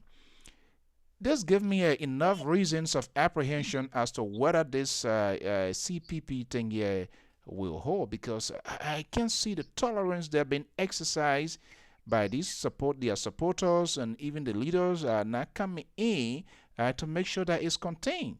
How troubling is that? I believe when Mr. Comey joined this collaboration, I think he did it out of good faith. I think he did it to say, okay, here we are, 4 different parties, and we didn't win. But what can we do as one, come together as one party in some sense? Because even though they are one, but they're not one, where we can better serve the people or give the people better hope. Okay? And the mistake people keep making, like Mr. Costa and whoever else, talking about popularity is out of style. And to be honest, if it was popularity who would have won, Costa would have won the last election where this guy being the Reverend what they call Samuels. Even Mr. Boaka could have won. Why didn't he win? Why didn't he win when he ran against Mr. Weah? You know, people are getting tired with this popularity stuff. People are looking for someone who is going to build bridges, bring school, bring electricity, bring clean water. You know, instead of everything being, Mr. Comey has a very good platform.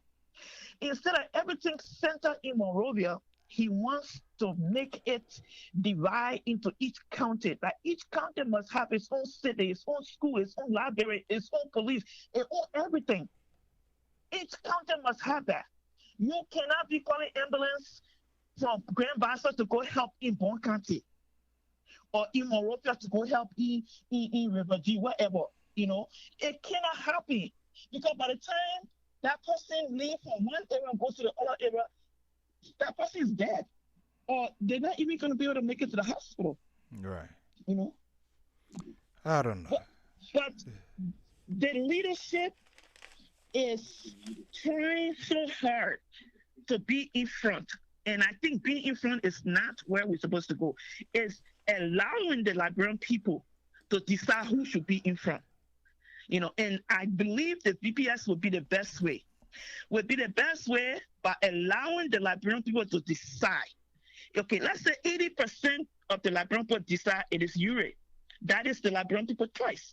You cannot go against that survey. Then when you go... I began to have a doubt now, honestly, guys, whether any of them, at the end of the day, whether they were even about the process with all of these sort of disagreements and rumbling that is ongoing.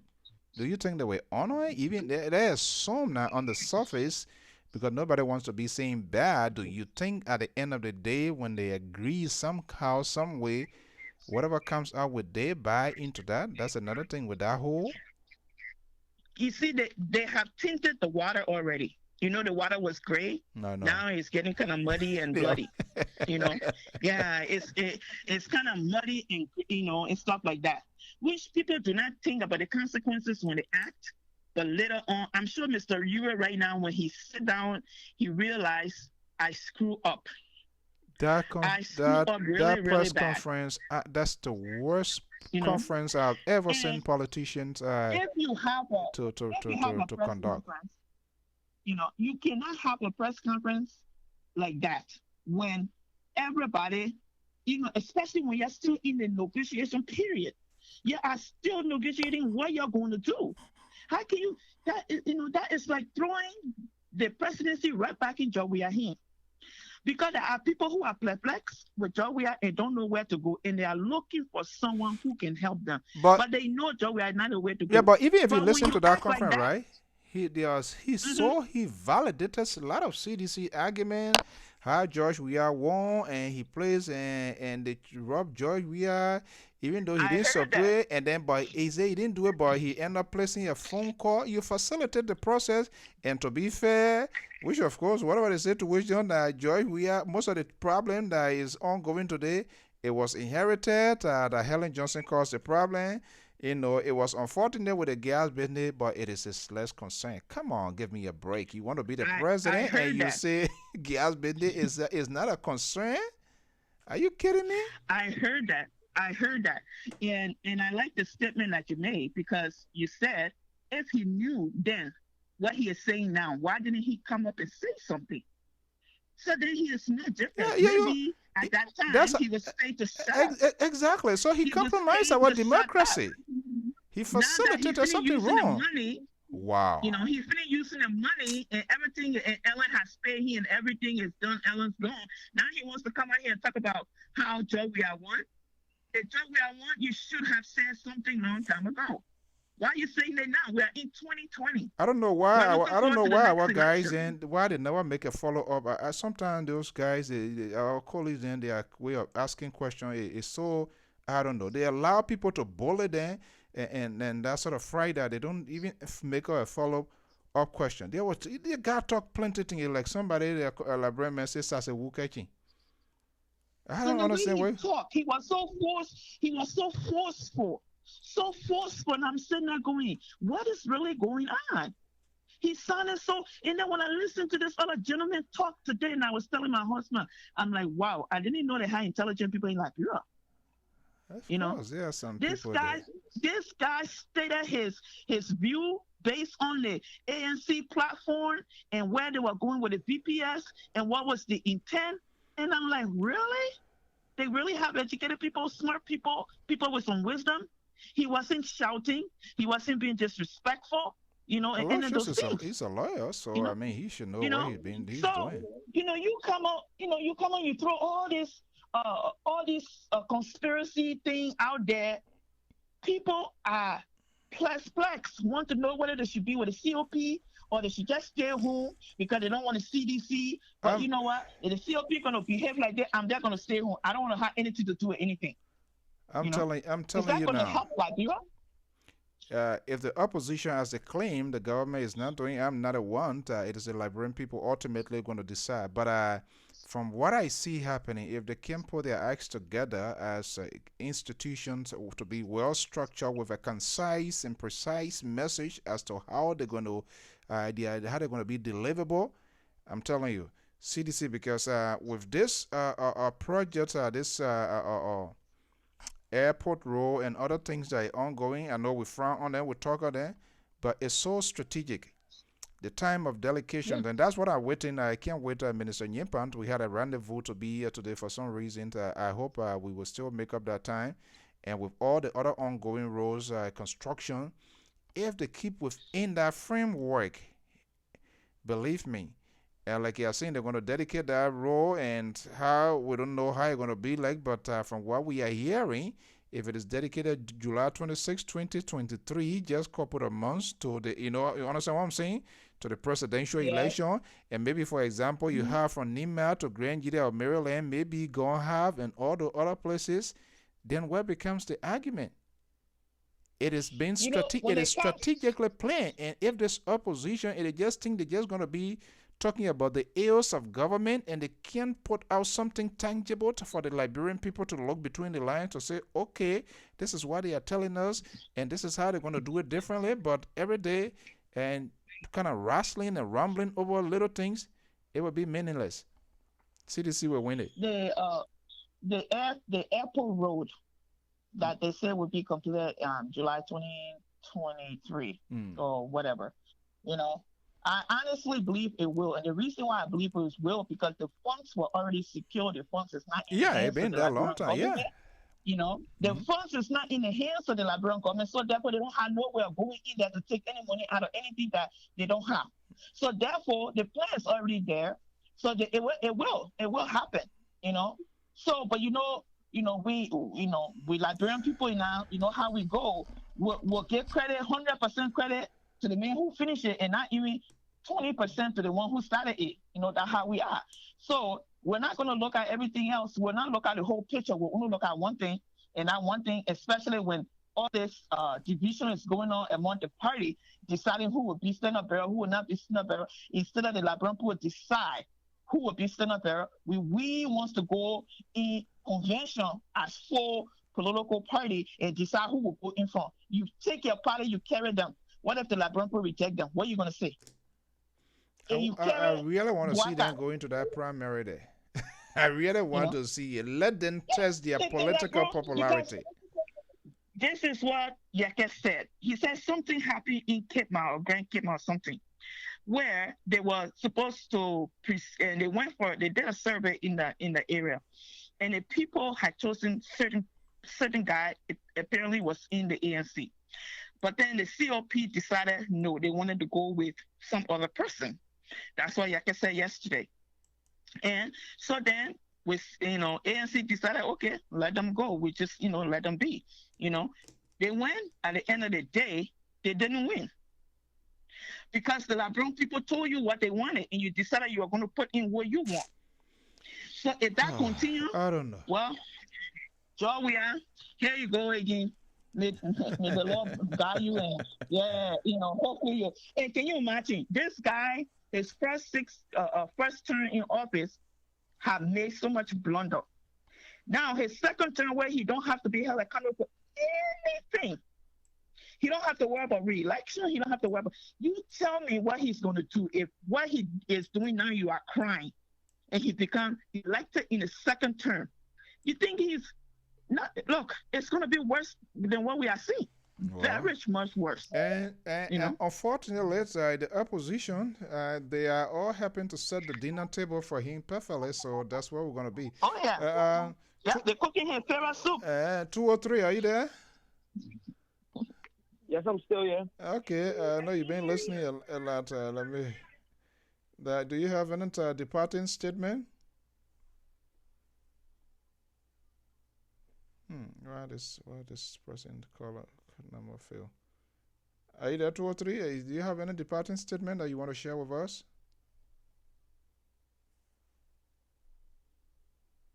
Hello?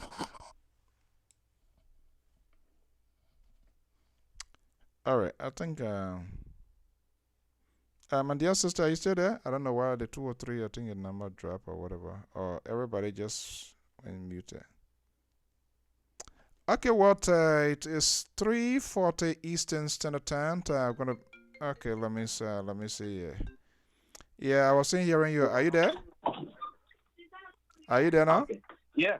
Yeah. I'm Okay. here. Yeah. Okay. I was hearing you. Yeah. Go ahead. Yeah. So as I was saying, the president, what the president is doing is exactly what he said he would do. He said he was where Ellen Johnson said he stopped, he would pick up. And do other stuff. So he continued with rules. Whether this project, the airport project, was signed or it was something that was in the pipeline. That was since 2013, Coffee. But let's be honest here, all right? It was in a pipeline. There was nothing concrete. Was exhibited. We did not see no sign. There was some money from the Japanese. But, I mean, nothing tangible was done, and we did not really get an in-depth of it. It's the same way with Samuel Doe and Toba. Toba started with this whole sport complex. Nothing physical or nothing action-wise was put into place. Doe took it on. It became Samuel Doe Sport Complex. So nobody, only very few people knows that it started from Toba Town. So it's the same way. And Doe took the credit because Doe finished it. Exactly. Top of died in the process, but this is the thing. Ellen Johnson didn't die. That's why I was trying to one of my friends today. He said this Ellen Johnson project. Okay, Ellen Johnson had it for 12 years. 12 years, and we didn't see one. Having it for 12 years, 5 years, and doing something, that's another thing. 5 years, but we didn't see one mile of that road paved. 1 mile, we see it paved. So George Weah is doing it now. We must give him the credit. Exactly. I think that's fair. It's about Liberia. You understand? And that's what the guy said, what he means, Amara Kone. It's about Liberia. So that thing about who takes the credit right now. And I don't even care for that. That credit, you know how long we've been giving people credit? That's nonsense. I don't really care about that. That road, the economy of that country there, whether George Weah there, George Weah leave, at the end of the day, when that road is constructed, when a billionaire lands at that airport, that alone, the impression alone can make other people to come. We can talk the other side of it, whether the fund, but I mean, it's not even going to be in there. There are things there, and I wish Mabutu Nyepan, Minister Nyepan, would talk. You are kind, but I'm still going to make a follow up because I want to. You come on your show. Yeah, no, we talk for some reason. I don't know why he didn't show up here. I talk, we talk and all last night, and he's, he was open to it, but things happen, so I will give him a second chance. Come. When I get you talking, I will call somebody to connect him so he can tell you that you're waiting his presence on the show. You will come. So that's the thing here, brother. So, and you see the trend that is unfolding, and Henry Costa taking the president because I listen to Henry Costa talking about Aloysius, the liberation today, and blah blah blah, and it's all like tick for tack. So people come out and say their own opinion. He come out and blast on behalf of ALP. And that is not going to hold when it comes to this coalition because at the end of the day, the people looking for a vibrant candidate, listen to what the USA chairperson said. He said, we want somebody who will just go throw money around to Liberian people and they will just run after them. And all of a sudden, he got no international connection. They got no technical know how to run a country. They got nothing. Only because they can send someone a little bag or red around during the election time and convince the people to vote for them. No, we're not going to do that. We want to test this thing scientifically to see if the Liberian people want XYZ or they want this other candidate. And from there, we'll go to the primary and we'll have them. And they don't want that. But like there's a flip flopping too on the part of Yuri. I don't get that. Okay, you don't want. You say he was at the same time. He doesn't want foreigner to come to preside because we give foreigner privilege to do things.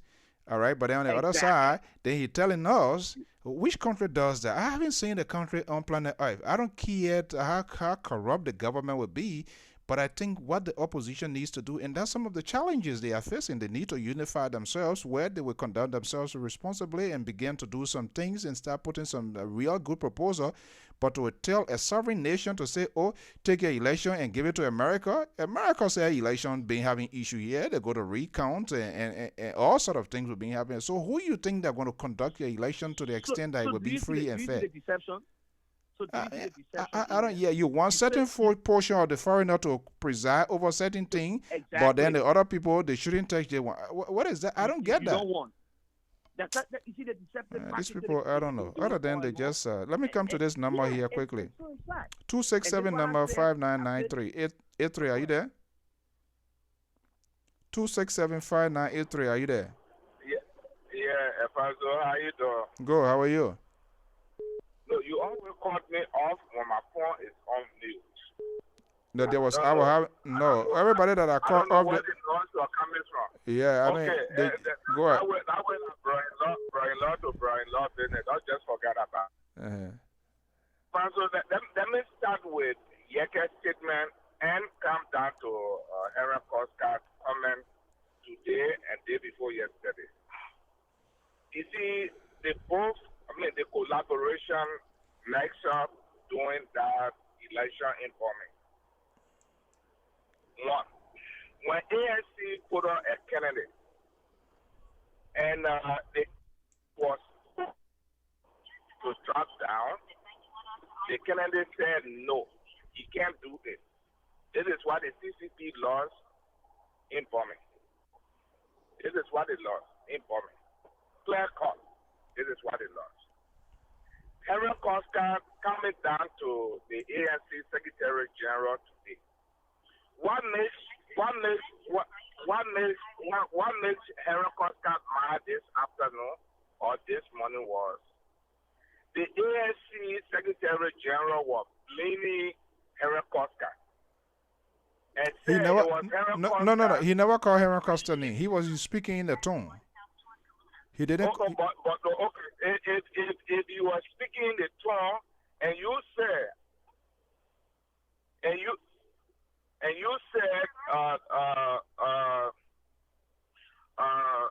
how they call it, Honorable, you was speaking in tone. If somebody is speaking directly to you, you know. He said, and I quote, that the Secretary General of ANC was talking directly to him, and he was not in the decision making. He was not. How you know that they were talking to him? So is it true that what the man was saying? No, let's is the thing here. I don't know, Alfonso. Was it true that this morning when you started your show, it was it true that Benenda Yuri was talking to directly to Alexander Cummings? No, because this is how you started your show today. So if somebody is speaking to you, you know it directly. And secondly, what happened? You see, the voters, your line, are you driving? The line is, we're having a very bad reception from you. Okay. Are you getting me? Yeah, but I mean, there are a lot of distortion. But go ahead before I begin. Yeah, the VPS system. The VPS system is a very good system. We did a poll this morning. On the same VPS system that Liberia want to use now, that our new political party leaders want to use in Liberia. And majority chose that. What I want to tell my suggestion that will be for the Liberian full political parties is let them come together. Whosoever. How? What process? How do they come together? By what process? By convention and primaries and caucus. By convention, this is what we used to from 19. Let me just say, it was. All right, Mama. They will introduce it. Yeah, but your line is terrible, to be honest. You either pull over, because we not it's kind of fluctuating and stuff like that. Okay. All right. Let me start and make my point. If VPS system will come, Afonso, if VPS system will come, let us wait after 2023 election. Everybody come together before we select any of our official members. We should do the voter prospectus survey. Now, I think they should do it this way. People are going on selecting somebody to go wrong, or this person is my party member, this person should run. It is not right. Send the people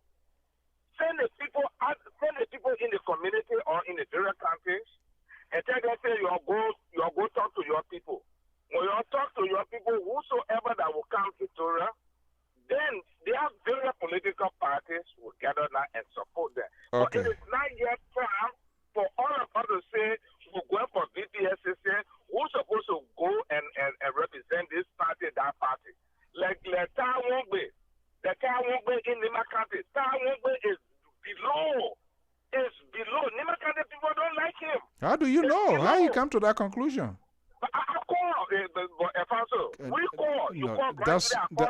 Yeah, but that's not a scientific. I believe in scientific data. So I mean, to just come out that this person did that because you talk. How many people you talk to? More than 1,000 people?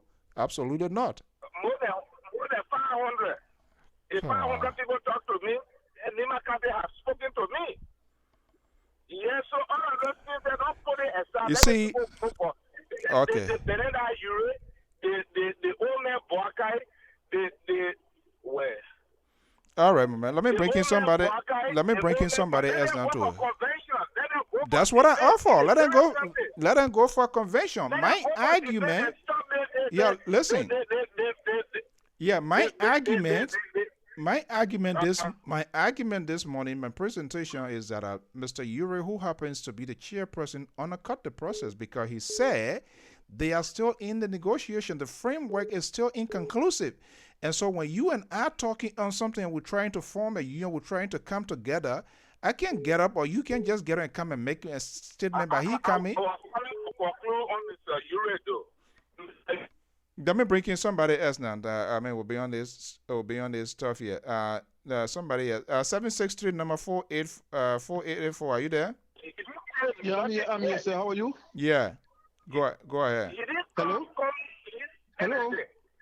Yeah, Jody, let me bring in a person. We can't go more than 10 minutes and stuff here. Let me bring the other people that are on hold here too to get their take. Yeah, 763-4884. What's your name and where you calling from? I'm calling from Minnesota. Mr. So I get a very good suggestion for the CPP. I wish you luck. If you go by it, that would be the best.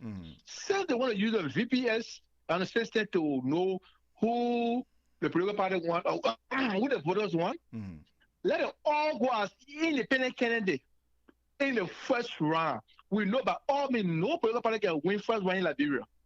So when they all go for the first round, the highest vote among the opposition parties, the four parties that want to be CPP, they want to form the CPP, that person be the standard bearer for the party. That will solve this problem. That will be the best way for them. That's the best way to test their popularity. Simple as it is. Yeah, that will represent the VPS. That is the best for them. That will be okay. It's a fair game. Let Bernard Ure run his own campaign. Let Boga run his own campaign. Kwame run his own campaign the all the way. Individually, after first round, when ANC have the highest vote among the four political parties, then Mr. Kwame be the head for the political party. When Boga comes first, Boga be the head, the second follow, just like that. That will solve this problem, will ease the situation. There will be so the first round will say as VDF for every one of them. Well, that will be that easier way for them. They will succeed in that situation. Thank you very much, sir. Thank you. Let them go for primary. Why are they afraid to even test their political popularity? 817 number, are you there? 7145. Yeah, I'm here, Mr. So I'm here. Okay, go ahead, my dear. Mr. So this is Benson Mason calling from Fort Worth, Texas. Okay. You know, it is really funny when you sit down and listen to people in this political arena, especially the guys who want to be president of the country, but they have no idea of wanting to unite themselves. They cannot even agree on the simplest nomenclature. They cannot even agree on the simplest basic facts. The only way, and the brother that spoke just before me said each one of them should in the next election. That would be great, but the problem is they will already have their running mate. Right. They will already have their vice president. So there will be no way.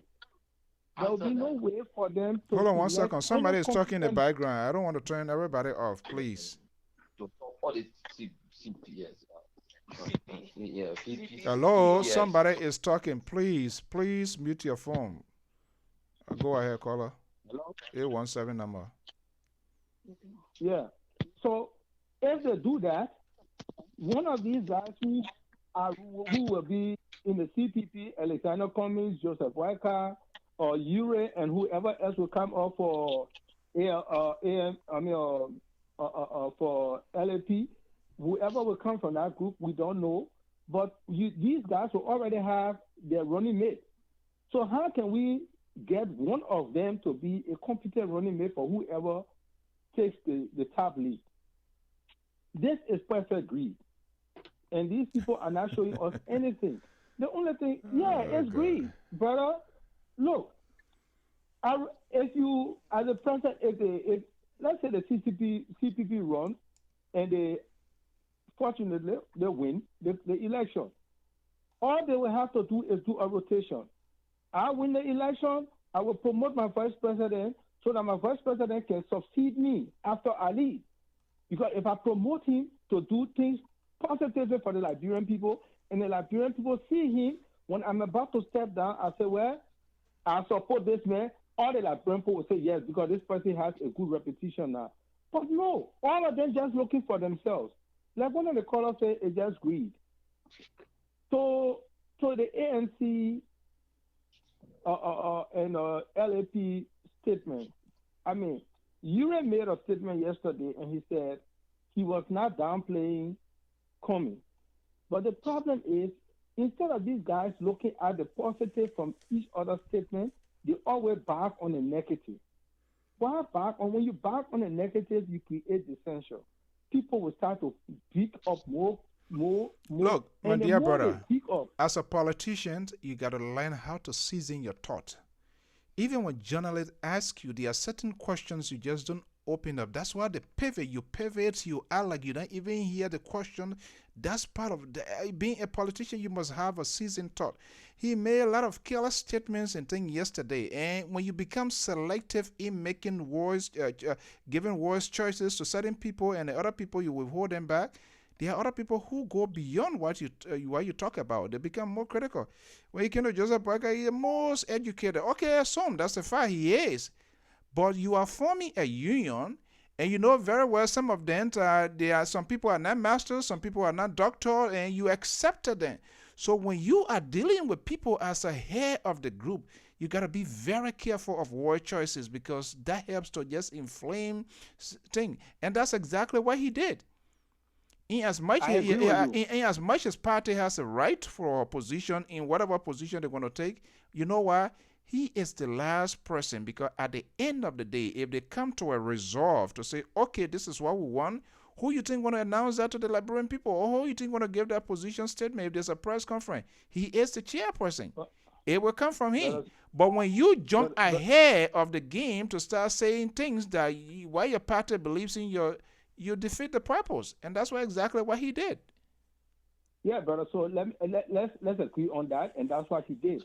But the thing about it is not because he stepped in the muddy water and he messed the damn water up mean everybody should jump in the water and make some money. But that's what Somebody happened gotta be when one the you leader see, is not far-sighted, then the rest of the well, soldier die in ambush. well, but see, that's why it called for a mature soldier who will be able to step back To and lead say, a group, right? "Excuse me, you giving that direction, but I don't think it's fair, and it's going to lead us into this. So I'm going to step back, and I'm going to hold my squad. Look, you see, sometimes the lieutenant taking or two squads into battle. You hear one sergeant saying, "No, Lieutenant, that is dangerous. We can't just go that way." And he will hold back a couple of people who agree with his words. And then when the mess happen there, they will come from behind to rescue. Why can't this go? My brother, so let me just go to another thing I want to say. Yeah, quickly before I go to the next person, please. So, let me be blunt front with you. There is no political party in Liberia. Liberia is only set of fan club. So the one you get at a while. That means that club. That fan club. Let me ask you. So you've been in America, yeah. When was the last time Bernie Sanders was called the Democrat political leader? When was the last time? He has never been referred to as the Democrat political leader. Well, there is no political party in Liberia. All you got is fan club. Okay. That Benin Euro Fair Club, that ANC, that or what you call him, that Communist Fair Club. These are all fan clubs. They're nothing but fan clubs. Okay. And I'll be honest with you, all they right. are fan clubs. All right. Thank you, my so man. That's one image. All right. Thank you so much. Okay. All right. Is that a 612-9634? Have you spoken? Yes. No, I have never spoken. Oh, okay, sorry. Go on. Yeah, sorry. Yeah. Okay, yeah. Right, So, is that 60 now coming to 60 now will come to you after 612. Sorry, please. Yeah, go ahead. Yeah, so I have listened to a lot of people that have said that, Costa is not he's not a member. I mean, he's not an executive.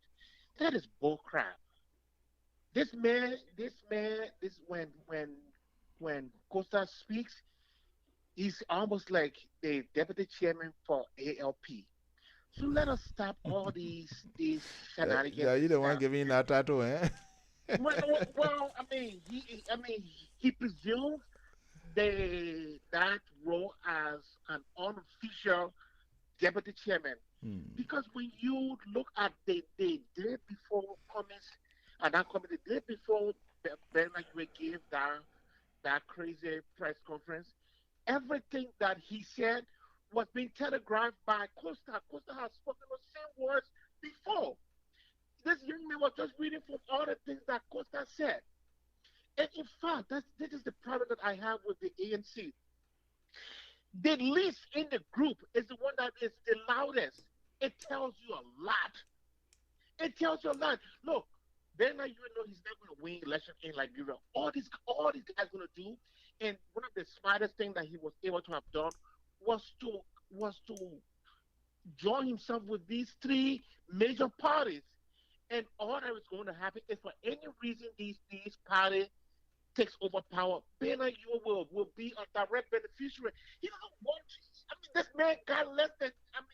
He got the least vote in the country, and he's the one that is putting this entire organization up and down. Well, he has the media in his favor that they are using too. So that's a secret weapon. So pathetic.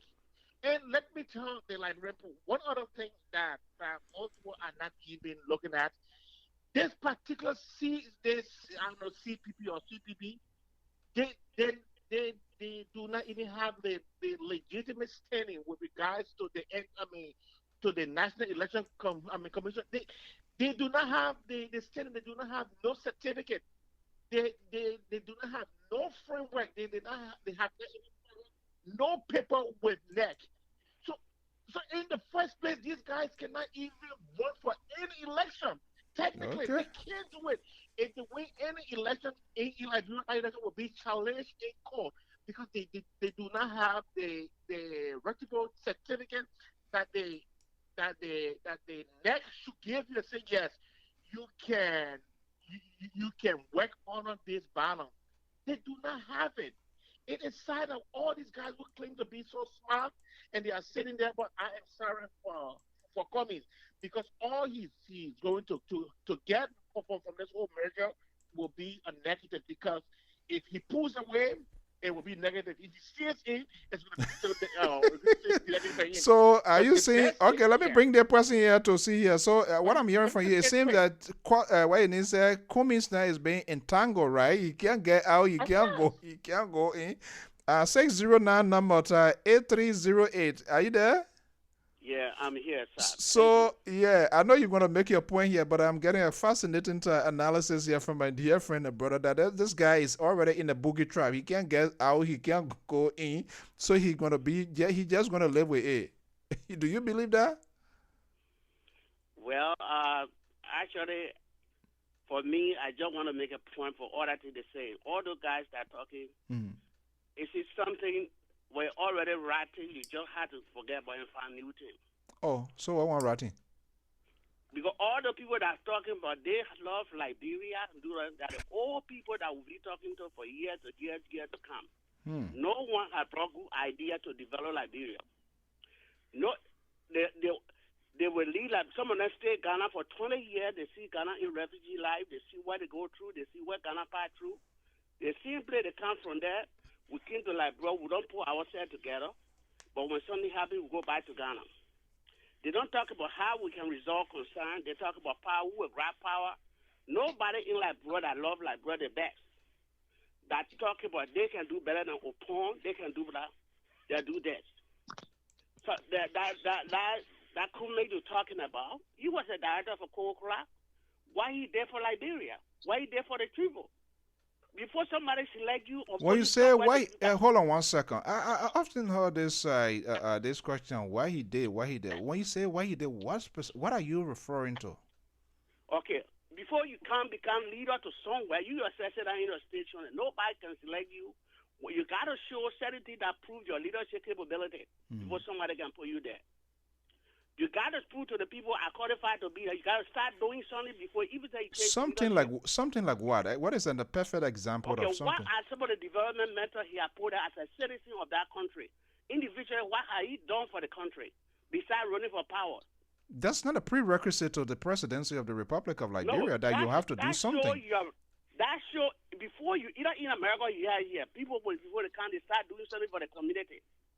Try to get to the community to try to resolve concern and try to see what they can do and start to help, and people start to recognize it before they can select you. Not even before you say you get. No, the reason I'm asking. Yeah, you are not putting anything on the table or particularly for people to see. Nobody has seen some. You gotta be doing something. Is that because you have not seen it? Because what I'm saying here, I'm not a favorite of people making sort of indictment statements or plain blanket statement. This person, and the reason I'm going further with this here, when you talk to most of our people, somebody say, "Well, what have you done?" Okay, and this is where people compromise the integrity of democracy, because if you want, that's why the people will continue to have these people there, because what they think they are doing, they're giving these people hand out, they're buying them zing. If I want to go there today now, I can buy somebody zing. The person, oh yeah, man, you buy, yeah, they buy me zing, they're giving me red. So what you want to do? But I think we must be looking for. No, I'm coming. That's the librarian, ordinary librarian. You talk to them. That's their interpretations of what you have done for the country. That's how they plead their case. But I think we must start looking for honest people that love the country, that have the country at heart.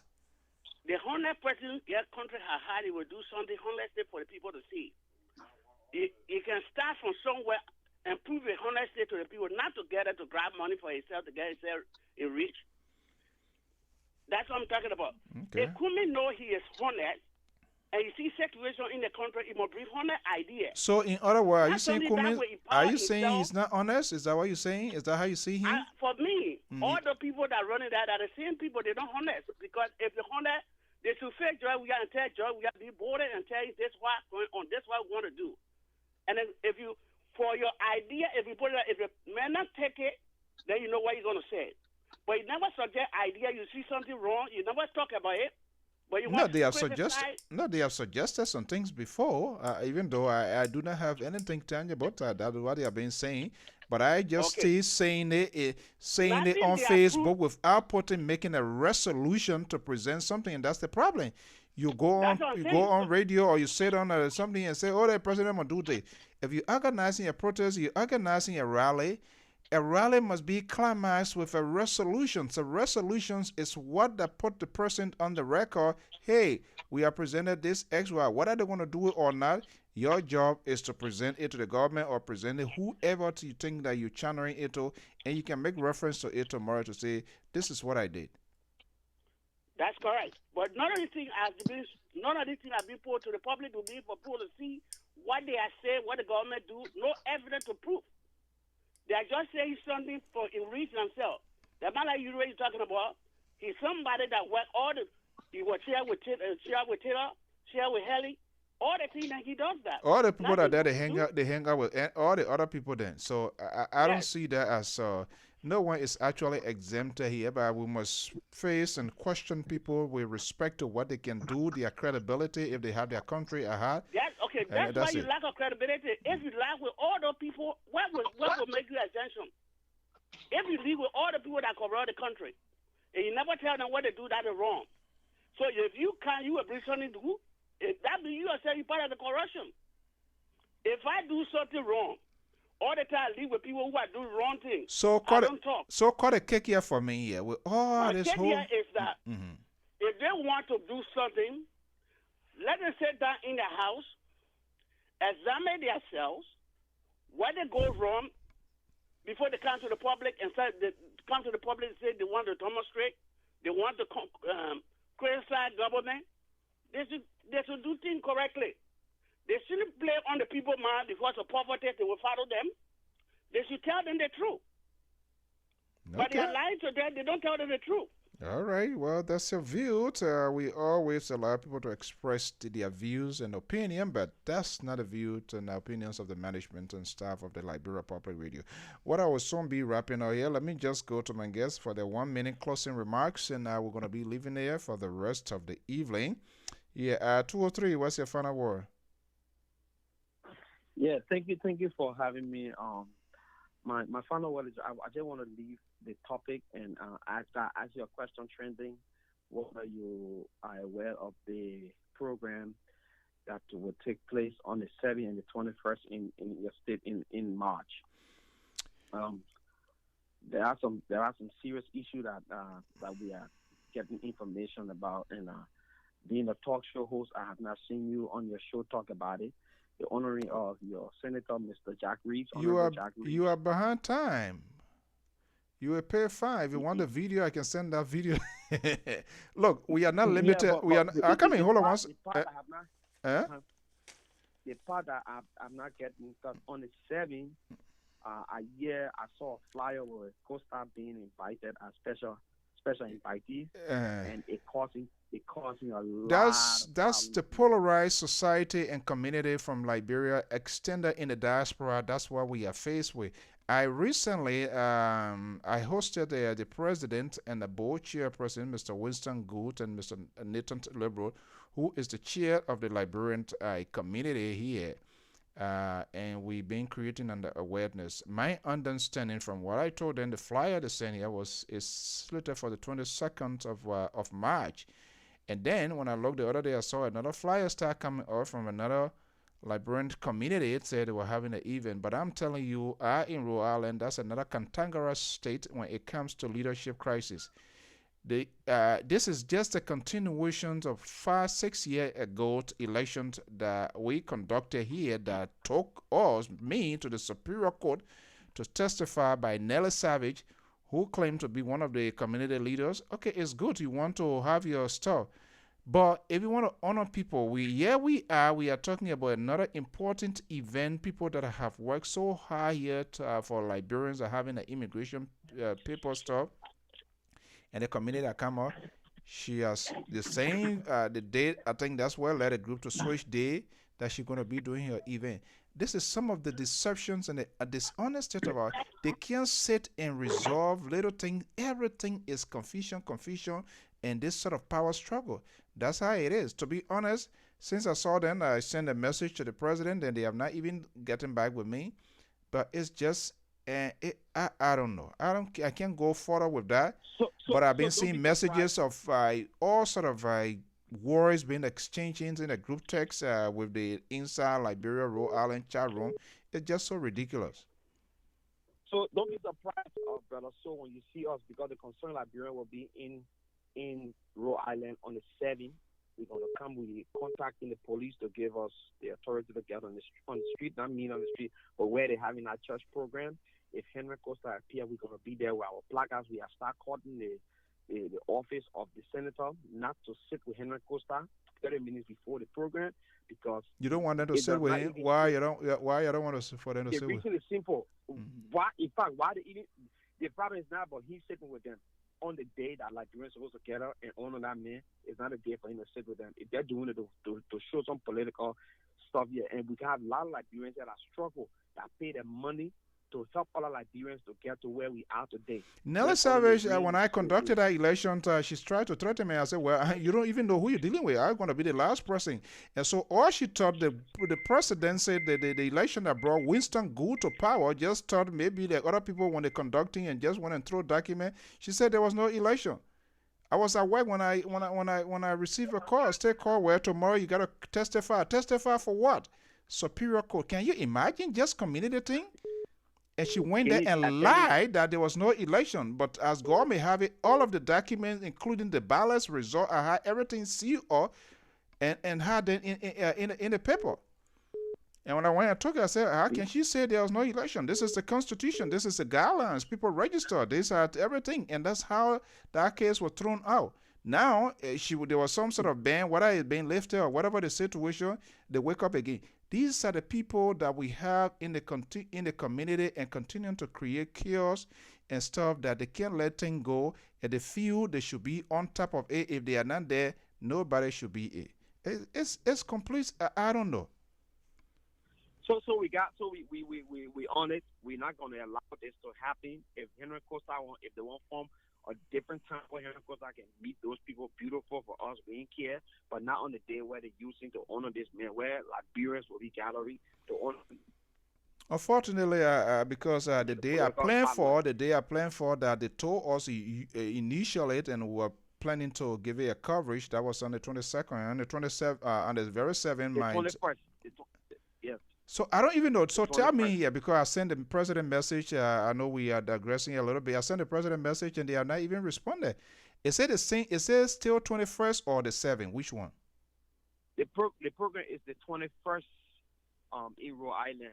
Then okay. The group that broke away from the initial preparation picked the 7th, because Mr. Reeves, Honorable Reeves, said he got 2 days available, the 7th and the 21st. So they took the 7th to have church program. But in the process, they are, inviting Henry Costa. They have negotiated with the councilman to meet with Henry Costa and some other city council people for 30 minutes before the program. And so we saw the flyer, we opposed to it, and we say it's not going to happen. Even if it happens, we're going to be there. We're going to make it look really crazy, because we're going to be there with our flyers and putting everything. We have started calling the office. We're going to send the petition to the councilman office too, because it's not right. So you've been in this country too long. You've been advocating for Liberians to have citizenship. Why they make you special guest of honor? Why they make Mr. Ed and Ketama special guest?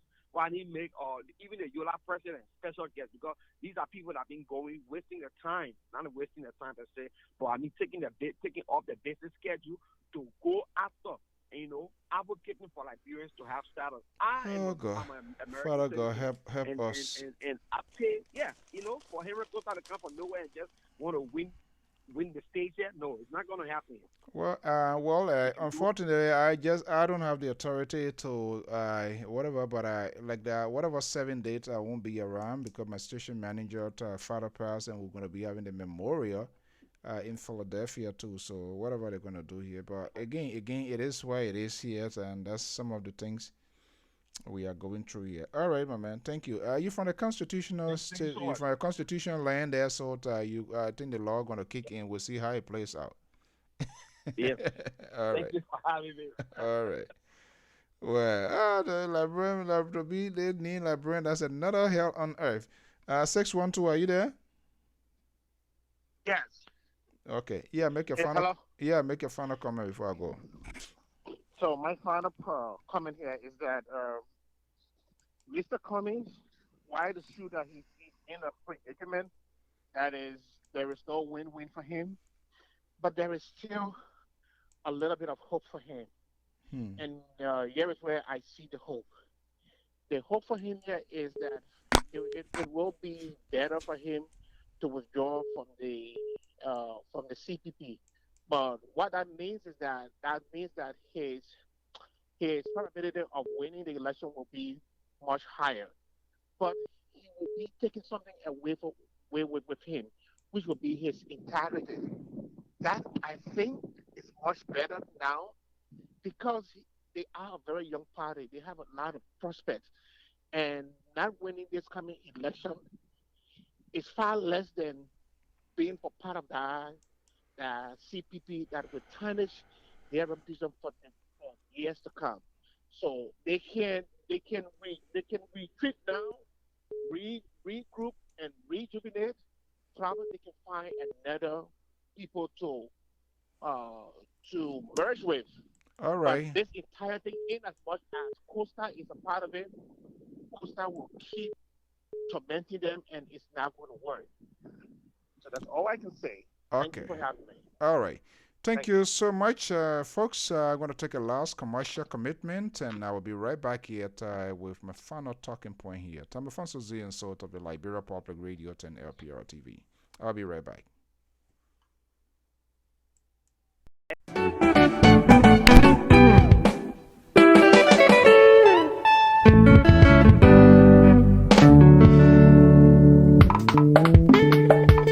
To bring you this obituary announcement from the New England Bureau of the Liberia Public Radio and LPR TV. This is to announce the wakekeeping and funeral rites of the late Chief Christ Sato, former General Town Chief of Krazon Client and Chief Elder of Krazon Chiefdom of Bazon Statutory District, Grangida County, Republic of Liberia, who died January 27, 2020. At his daughter's residence in Tenga Village, Morovia, surrounded by his children and grandchildren. The body of the late Chief Christ Sato will be removed on April 7, 2020, at the Abraham B. Anderson Funeral Home on Lane Street in Morovia and will be taken to his son home at the 72nd Community for a night of wakekeeping. The body would then be taken to Dweji Town, Grangida County, for 3 days of traditional wakekeeping. Funeral service will be held on Saturday, April 11, 2020, at the Assembly of God Church in Dweji Town, Grangida County. The remains will be laid to rest at the family cemetery in Dweji Town. Repast followed at the compound in Dweji Town. This announcement was signed by Nathaniel Cry, son of the deceased and station manager of the Liberia Public Radio and LPR TV. A life so beautifully lived deserves to be beautifully to remember.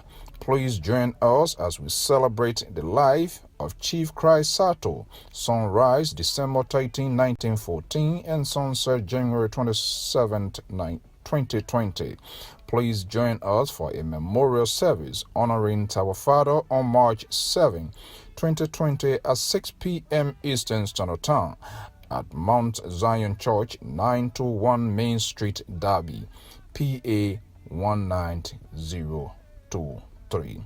And this announcement is signed by the son of the deceased, Nathaniel Craig, station manager of the Liberia Public Radio and LPR TV.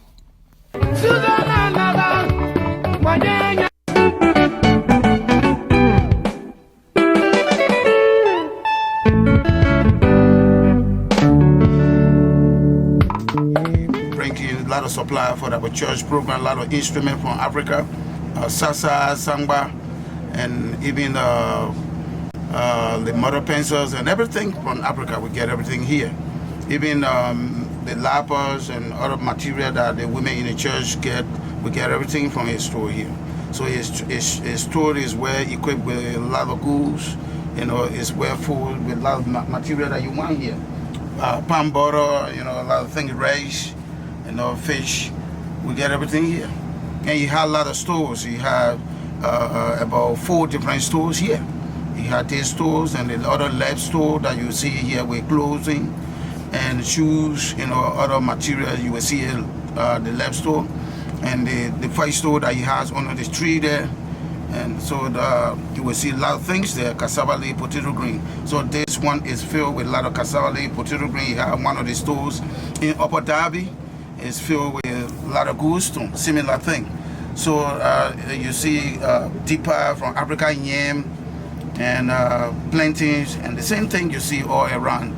So that you see rice over there, and a lot of material you see. And so even the direct wearings, you see everything here from Africa. And so it's African and Caribbean enterprise here.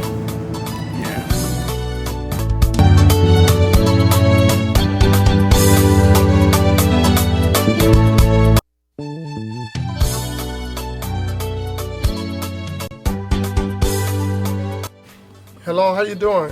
This is Uncle Musa, the owner of Uncle Musa Grocery in Philadelphia. The first store is Uncle Musa Grocery, Philadelphia, 6523 Wallen Avenue. And Uncle Musa Urban Faction, 6519 Wallen Avenue.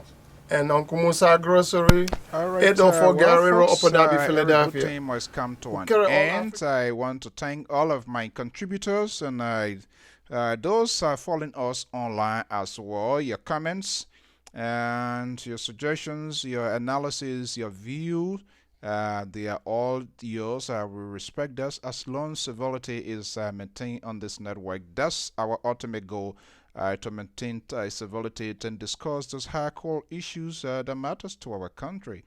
That is all about, and not to take individuals and set them above our country. Republic of Liberia, we all are dead. They will go, and the nation, Republic of Liberia, will remain.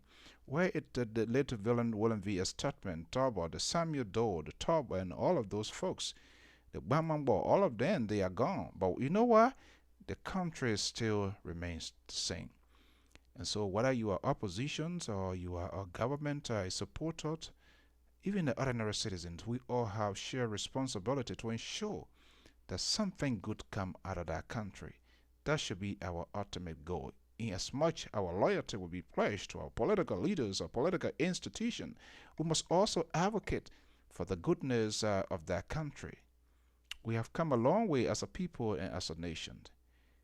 And if we can't put the interest of our country, but rather the interest of our political leaders or people who we believe they're going to be the best of the country, yes, we support them, but we must also have the courage to critique and to question their doing, their sincerity, their honesty to the country.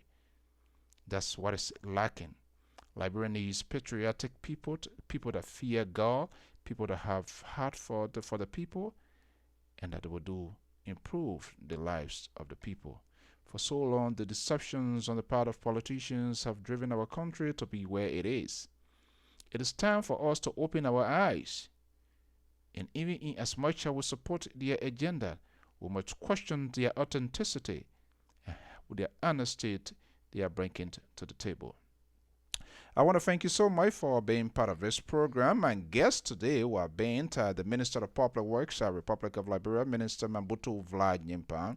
We came to a full consensus that he will appear today at 12 o'clock Eastern Standard Time, and I've waited up to 4:28, 12 to 4, how many hours? I just don't know what really happens, but at least there was Yeshua being out of a courtesy to have even sent me a text to say because of XY reason I'm unable to show up, but we can do it at a later time. We must be able to have that sort of maintained mutual respect for one another. Maybe actually I shouldn't have come on today. Usually I come on, but I think that was something because yesterday, what we saw yesterday was a very historic event. I am up for making to modernize the road leading from the Rabos International Airport to the city center because it is one of the gateways to the economic growth of our country. They're going to build a good impression. And I just thought we would have created more conversation to ask more questions to be able and to also afford them the opportunity to know, to see what they are doing, how they're going to do it, and how durable perhaps they're going to be. But here we are. We're not going to give up. We're going to try to get back with the ministers and even the oppositions and whoever. Our status of our discussions is not limited to only minister director. If you're an ordinary Liberian citizen and you think you have something valuable that you want to share with the Liberian people, let us know. The only thing that you can just make a statement, you can say something and you just think you're going to walk away without you being questioned or so. No. You don't just say yeah and walk away, we cheer you up. No, we don't do that. I feel you, me, all of us must be held accountable on a daily basis of our actions, our doing, what we throw out, what we say, what we speak.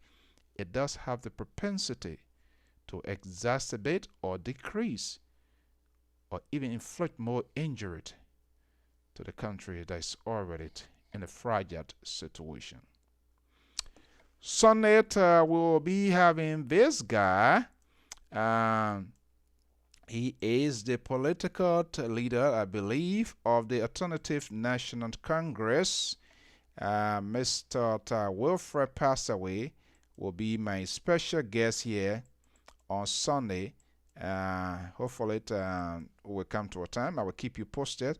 He will be appearing on my network.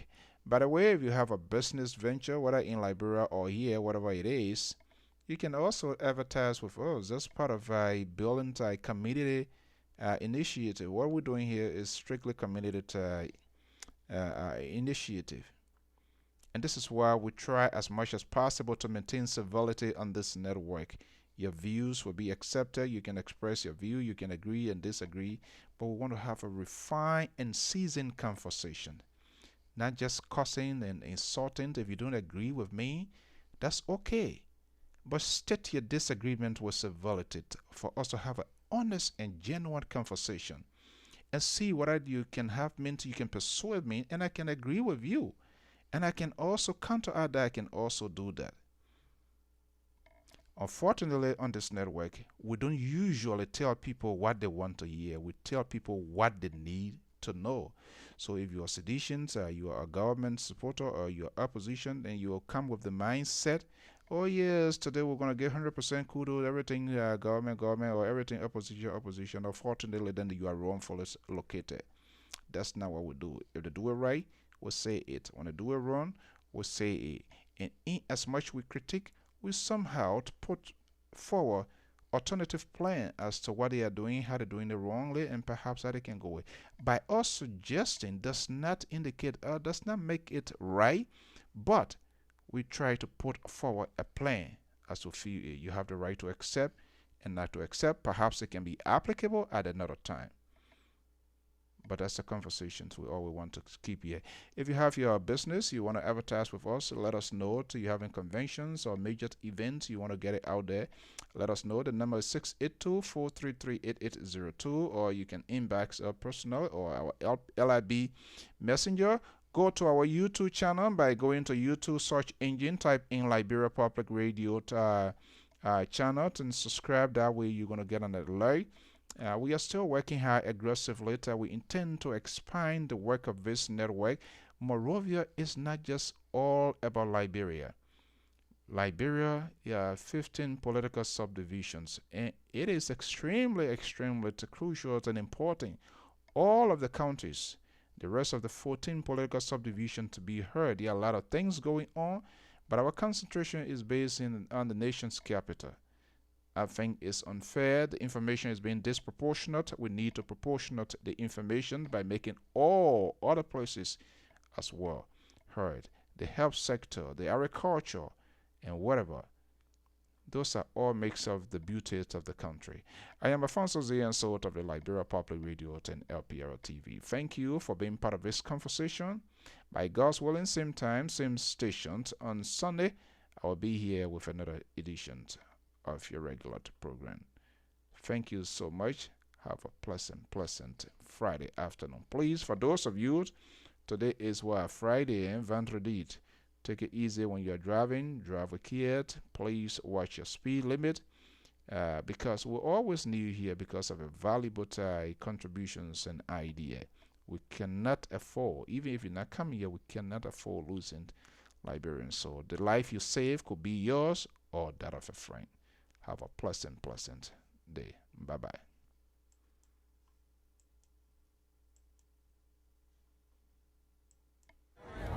Of modern roads connectivity in Liberia, we spearhead the groundbreaking ceremony today.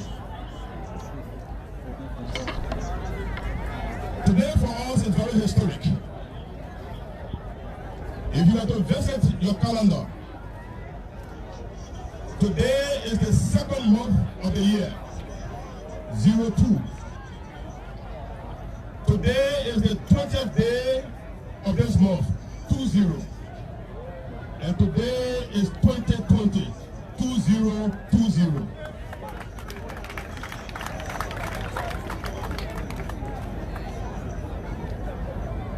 Thank you, sir. This RIA project is a project long overdue. In the past, there has been much talk about this project. The federal government talked about the RIA road project. The Doe government talked about the RIA road project. The Taylor government talked about the RIA road project. The Salif government talked about the RIA road project. And today, it is the administration of His Excellency Dr. George Manuel Weah that is not only talking about it, but that is doing something about it.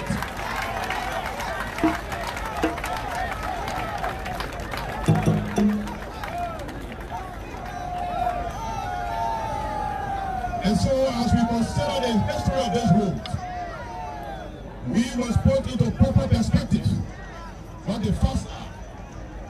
Talking about a project is quite different from doing the project. President Weah is doing the project.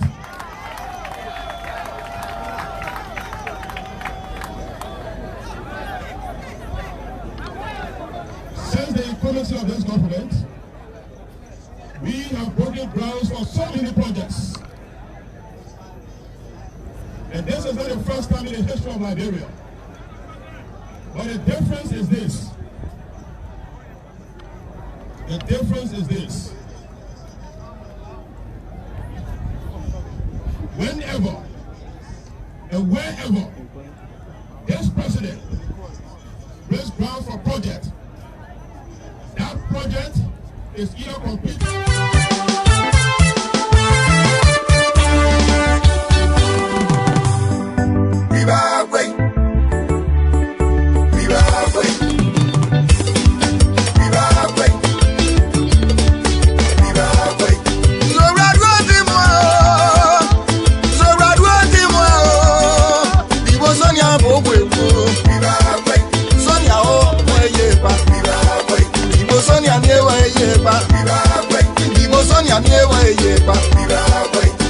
Sonia,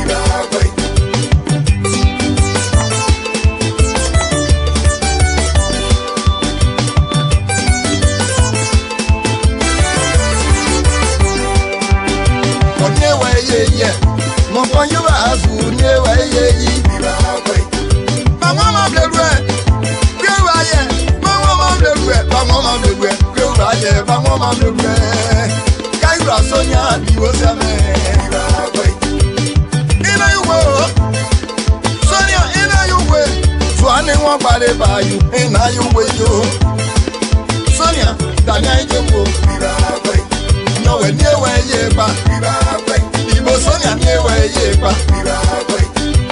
I do have you. Sonia, I do blow at it. I do blow at it. Sonia Zamandi Mo. Sonia Zamandi Mo. Tous avec la foi pour le développement de Diopé. On est Yéradje. Jibi Sonia, on est Yéradjo. Yéradjo. Yéradjo. Sonia Miewa Yéradje.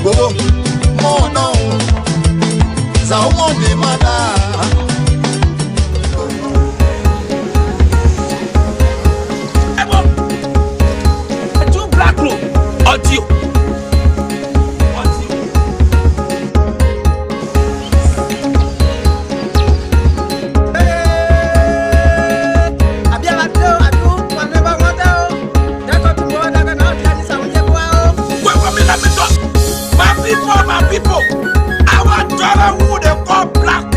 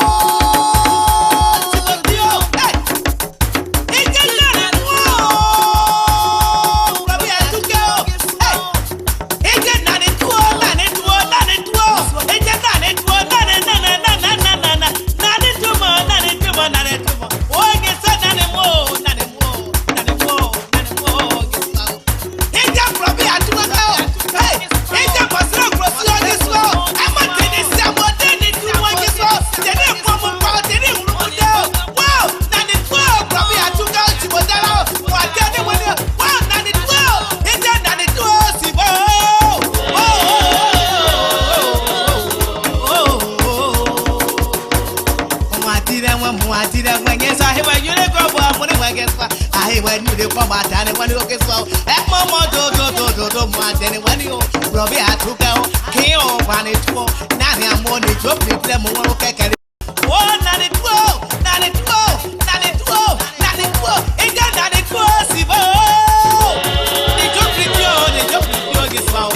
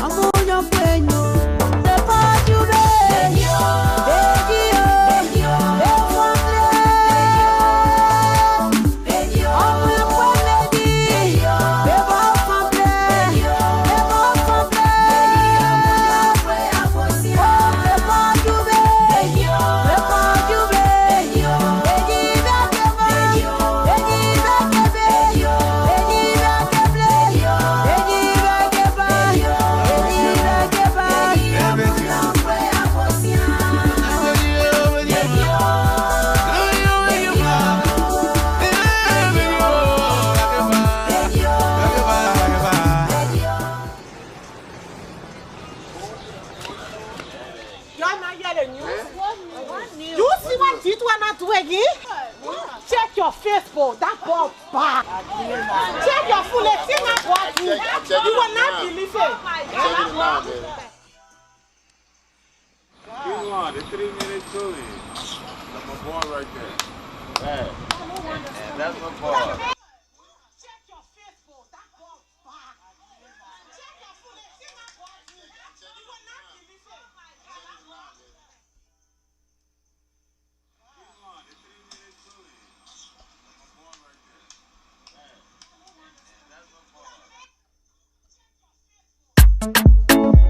Hey, yeah.